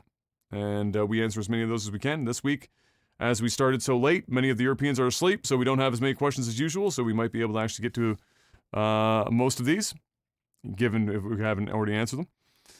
Let's see. Logan asks, I just got my first vaccine in Alberta. Are you guys close to getting vaccinated, or is it still a while yet? It'll be a while for me and Kayla. Yeah, it'll be a while for us in our June, age group. July. Yeah. The current track is end of June latest. Yeah. But for us, it would be probably late May, early June. The 20-year-olds will be probably late June. By that time, that's the goal anyway. And right now, that's where we're at. And the allotments of shipments coming in should allow for that. The only thing that would get in the way of that is our current outbreak might slow vaccinations down, and we're trying. That's why they're clamping down as hard as they are right now, to be able to maintain vaccination schedules going on so that we can keep that timetable. But no, like, my dad has 1 dose. Mom's got hers coming up next week, her first dose. Em's got 1 dose, and that's it. And that's either because of their age group, or, Em is a healthcare worker. So, yeah. In the States, you guys are enjoying it because Pfizer is in the U.S., and so as the host country, you're getting, I think, almost like 85% or 80% of all vaccines are going directly into the states, which is why the states is basically just cranking those bad boys out right now and getting them into arms. Will asks, have you ever reinvented your image or rebranded? No. No. I've I've thought about it. Logos and stuff, but Yeah. I always tell people like, I see this a lot where streamers, content creators, they hit a bit of a funk, and they also just are, in the better term, and this sounds bad, but they're failing. They're failing, and things are going downhill. And so a lot of the time, the way to fix that is more so to make changes on the content you're creating, consistency, schedule, being truthful with what you're doing. You're just not, there's a reason why, like sometimes, yeah, it's out of your control where, you know, things like the game you're playing is just no longer viable. Like that just happens. But then you also got to prepare yourself for those things. So a lot of the times streamers, they're just not doing the things that they need to do to stay relevant and to grow and to maintain. So instead, what they think is, well, I'm just going to go ahead and rebrand. I'm going to change my Twitch name. I'm going to change my Twitter handle. I'm going to change all of my logos and stuff. And it quite literally does the complete opposite. It actually speeds up your death as a content creator. And 9 times out of 10, you guys will notice when somebody rebrands, they end up going back to the old brand within 30 days. You know, it's kind of like, you know what it reminds me of? So like I've considered dropping war out of my name, but more or less just because I wanted to get the war out of my name, not because I felt like rebranding. But you know what it reminds me of? It reminds me of like, you know, when relationship analogy, and a relationship ends, and the first thing a girl will do is she'll go out and she does what? She gets her hair cut. She might even dye her fucking hair, and it's like clockwork. Every time a breakup happens, if you know a girl who's in dating age, she's not married or some shit, and you see her, one day she's got her, you know, her standard hair she's had for a while, and it's longer, whatever, and then the next day she's cut like 3/4 of that shit off, and it's purple. You know she just went through a fucking breakup pretty much immediately, and it's like a cathartic thing. It's like a starting over, pressing the reset button. I need to look different. I don't even want to look the same because I have this attachment to how things were when I look this way. And I think with the streaming thing, when people are really, you know, failing hard, and they've gone from a high, and then sometimes quickly they'll drop off, and the rebrands tend to happen when it's like a really quick fucking, like, because they're scrambling to try and like find their way back to where they were. I think it's they just want to get rid of fucking all their old shit. They don't even want to think about it. They don't want to associate anymore. And there are ways that you can rebrand safely, but nobody does the shit. Like if you're gonna ever rebrand, you have to plan this shit for months out. You have to be informing your viewers, your community, daily whenever if it's streaming or if you're on YouTube. You have to remind them. You have to say, hey, this is coming up. We're working towards this. Gradually incorporate the new imagery so that they see that and they recognize it, because so much of it, if you go live, they see a logo. They don't look at a name. They see a logo. They're like, got that. I know what that is. Same on YouTube. So you have to get them used to the imagery and shit. But most people, when they do this, they literally just go and pay somebody to make a new logo. They come up with a new name. They change their Twitch name, which changes the URL, which is the biggest reason why you die. Because the URL doesn't work anymore for anyone, and then they do that in like a 48-hour period with no warning, and it too extreme. Yeah, has the opposite effect. Yeah. So no, logos and stuff. Yeah, you can change them. Yeah, logos are fine to a degree as long as there's some usually is like a resemblance of. Yeah, you slowly morph that shit. You don't just fucking like you know.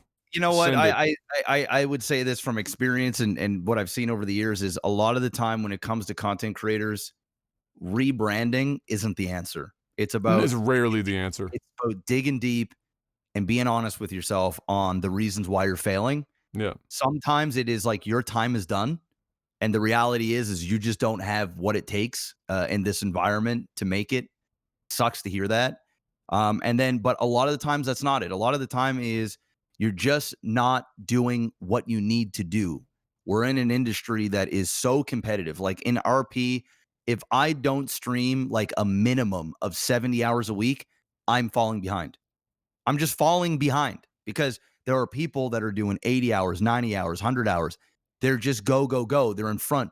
They're winning people over. Those people are getting attached to those people. You know, when I'm not on, my viewers are watching somebody else. And then when I'm on, if that somebody else is there and now they're attached to that storyline and they haven't been as connected to mine, they're going to stick over there and I'm going to start to fall. That's why, you know, we're in an industry where you have to be in people's faces all the time. And the thing is not everybody is cut out for that. And if you're not cut out for that, then it's not branding that's going to change your success because you're still going to run into the same problems. It is your ability to follow through and do what it takes to you know, to be successful in this, whatever your definition of success is. So yeah, rebranding, there is a time and place, but a lot of times it's not often why people are doing it, unfortunately. Yeah. Let's see. Xenon Slayer asks, what was the first social media platform you joined? And if it was MySpace, was your page tasteful, or should it have come with a photo sensitivity warning? Mine was MySpace, and MySpace, and it was /Maximus. Let me see if it's still up. Oh, it got removed. It's off now. Rip. It was like Maximus MC, something like that. Yeah. And now it's gone. But yeah, I used to be up there, and I had some of my old songs from when I was like 16 years old up on there and stuff. And then like the big like social media platform that I had joined was Facebook. And Yeah. That's just sort of Yeah, I had MySpace. I wasn't pushing anything. It was just kind of like everyone had MySpace or whatever the fuck it was, and my page wasn't, you know, as some pages were legitimately like fucking acid trips. The whole page was like moving GIF colors, and the worst was when somebody had auto playing music and you had to scroll all the way down to the bottom of their fucking page to find the player. And MySpace's audio player was like 3 pixels across. Shit was almost impossible to find. That drove me crazy. But yeah, I had MySpace there for a bit. And then it would have been Facebook, would have been the first major outside of MySpace, which was basically what killed MySpace was Facebook. So that was kind of the order of operations. And you know, pre-social media, you know, it was your MSN Messenger, ICQ, GeoCities. I had like 3 GeoCities websites. One of which was video game cheat codes, where I quite literally just went to like Cheat Code Central or Game FAQs or Game Facts or some shit, and I stripped the cheats off of their page and I put it on mine. There you go. Do what you got to do. You do what you got to do. Do what you got to do. Dean Eves asks, if you were given 1 million Canadian pesos tax-free, what would you do with it? Property. Property. Wait 5 to 10 years, sell it, bank the rest, buy one house, and then invest the rest in some long-term shit and retire when I'm fucking 55. I would probably give my parents each $250,000, then take the other half, you know, pay off my home and fuck that. Property, more property. Pay them later. Pay them with when you make the money off of the million. So, you know. That's true. You do. That's true. You know, adding more would just more work. And really, at this point, 1 million is only going to buy you about 2 properties anyway. So yeah, you know. you definitely get 2. You could probably get 3. 3 would probably be with 3. Danish Devil asks, what was your favorite single-player campaign on a mainly multiplayer game? Do you miss when a campaign was standard practice? Read it one more time. What was your favorite single-player campaign that was from a game that was mainly a multiplayer game? And do you miss when campaign was like the standard thing and not just multiplayer first, campaign second thought? Yeah. That was mainly multiplayer. I would say, yeah, I would probably say Halo. I would go between Halo 2. I would say Halo 2 or Call of Duty Modern Warfare. Yeah, those are the two I was gonna Like, pick. Modern Warfare was a fun. I haven't played it in a long time. I don't know if it would still hold up. The campaign in Modern Warfare 1 and 2 were both very good, Yeah. and the multiplayer was obviously what revolutionized the entire fucking first-person shooter industry moving forward. But yeah, Yeah. those The are my Modern two Warfare, picks. yeah. Those would be my. That's kind of an easy. Those are kind of easy picks. Yeah. Yeah. And do I miss when campaigns were first and foremost? Yes, actually, honestly, because sometimes I feel like it made the multiplayer better because it gave context to the multiplayer. I miss campaign games as well because I miss not having to play with other people. Yeah. I just like sometimes I just want my own experience, right? It's like sometimes I want to go to the movie theater and by myself. Yeah. And I just want to watch a movie. I don't want to be sitting beside a friend that's gonna like small talk me or whatever. Sometimes I just want an escape by myself, be in my own mind, and be done with it. I don't always want to be like that. I would much rather play multiplayer games like how I do. Yeah. But when it comes to a campaign experience, I don't need it to be online and super interconnected and like, I'll, have somebody drop in on your play. Like, dude, I don't want you to drop in on my play. I just want to play my own fucking game.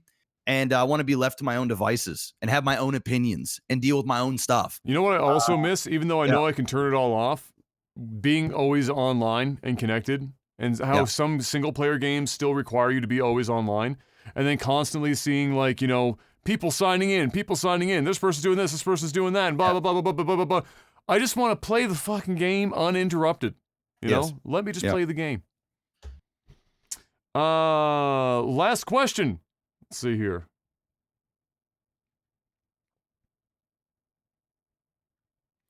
Jorbach asks, what's a sponsor that you low-key want to approach you but they never have? And if the sponsor phone rang tomorrow, who would you want it to be? My number one pick would probably be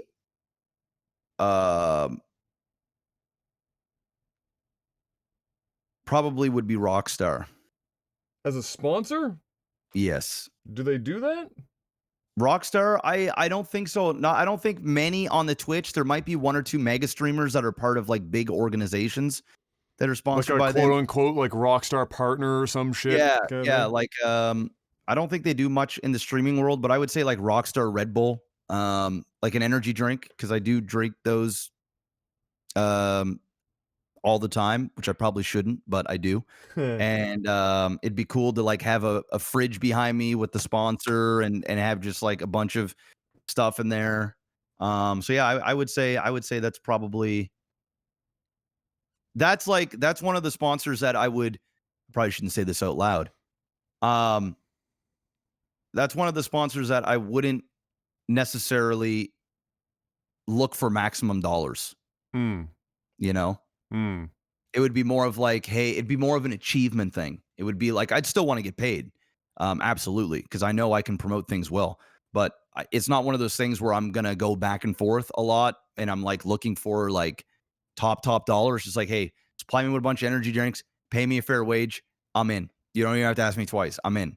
That's one of those sponsors, For me, man,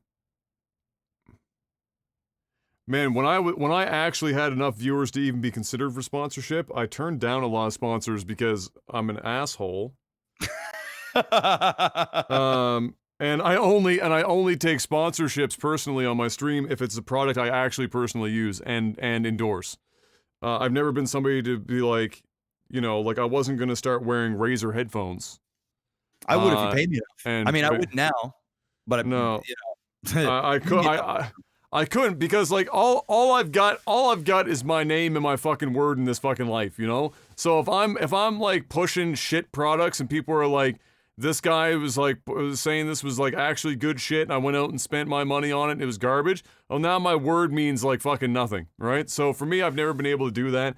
sponsors that I would have taken but never did because either A, at the time, they weren't actually handing out sponsorships, and they didn't enter the game until later, or still don't. Some of these guys still don't probably, but yeah, Logitech is obviously one for sure. I mean, there are very few Logitech products that aren't worth the money that they charge for them, and they make pretty great stuff. Like, Neumann, I would just be like, oh. Sennheiser. For headphones and microphones, Audient for their interfaces, which in fairness, we did a trade. I wrote an article for them and they sent me an ID22 that one time. Those are probably off the top of my head the ones that you could probably still get those, like if you wanted to. But I could, but it wouldn't come with anything that would be worthwhile. Like I wouldn't be making enough money every month to like. Yeah, you could get products. Yeah, and that's it. And I'm not in it to get products. I can go buy my own fucking products. The shit ain't that fucking hot, right? If I got Sennheiser, okay, that's different. You're gonna send me out a fucking like MKH, 14. Yeah.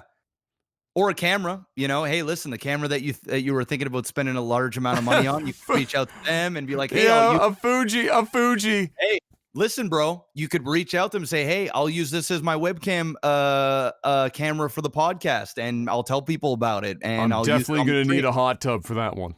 Hey, you never know. It could get you a free camera, right? They don't need to pay you. Just send me the camera. I'll do a review. I'll use it on the stream. I'll let everybody know what's up. It could happen, but I mean they're pretty stingy with those because they're very expensive. The reviewers often have to send them back after they're done with the review, for example. Give me one. But all the same, yeah. I mean that's my thing. I've never I have to at least know that I would personally use it before I'd hawk the product. And unfortunately I have very expensive taste, and so that's people then I just do. Expensive taste. I have very expensive taste. Like the finer things in life, huh? I like to buy things once and then not have to worry about it for a long time. I'm very similar, dude. I'm very similar with that. I'm the guy that, like, if I did the grocery shopping, the bill would probably be 30% more. If I go to the mall and there's like something that I want, like for example, there's headphones. Yeah. I'm the type of guy that will buy like the most expensive variant. Yeah. Just to like. It's not even like a status thing. It's just like, hey, I'm going to spend the money so that I don't have to spend this money again in 1 year or 2 years. Yes. I'm going to get, because I know if it's cheap, I'm going to bust it up pretty quick. And then I'll end up buying another one, which will ultimately cost me more in the long run. So why not just spend the money now if I'm in the market for it and I really need something, do it right the first time. Yes. Or don't do it at all. Yes. That's just it. That's for me right now, like this TV is, holy fuck, almost 10 years old. And it's the only reason why I'm even considering dropping money on a new television right now is because on the couch my feet don't get as fucked up and I can't really adequately hook my PC into this current TV because it's a 10-year-old plasma. It's not really built to be a TV for a computer monitor, or even really, it's not even that hot as a console fucking like plug in. It's fire for movies and TV, but that's about it. So like, I like to buy something and then just fucking walk the fuck away and not have to worry about it for a long time. So yeah, expensive taste, but it's also why I buy a Toyota. Yeah, for the right reasons. Expensive taste for the right right reasons. I'm not buying fucking Kanye West's latest shoes, for example. Hell no. Neither should pretty much anyone else, to be honest with you. Should probably just avoid that. Ladies and gentlemen, that's the Technical Alpha Podcast for another week. Hopefully you guys enjoyed yourself. We'll be back next week, of course, with more gaming news and everything in between.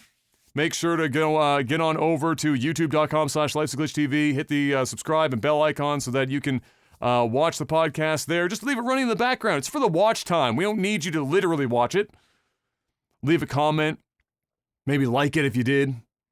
And of course, leave us reviews if you're listening to this on iTunes or other places where you can leave reviews for your podcasts. That's a great way to help us out as well. And if you want to help us out financially, because you're just stepping up to the plate like that, patreon.com/LikeTV is the place to do exactly that. And until we see you guys next week, thank you so much once again for stopping by. Stay safe out there. Get your vaccines when you can. And until then, peace. Peace.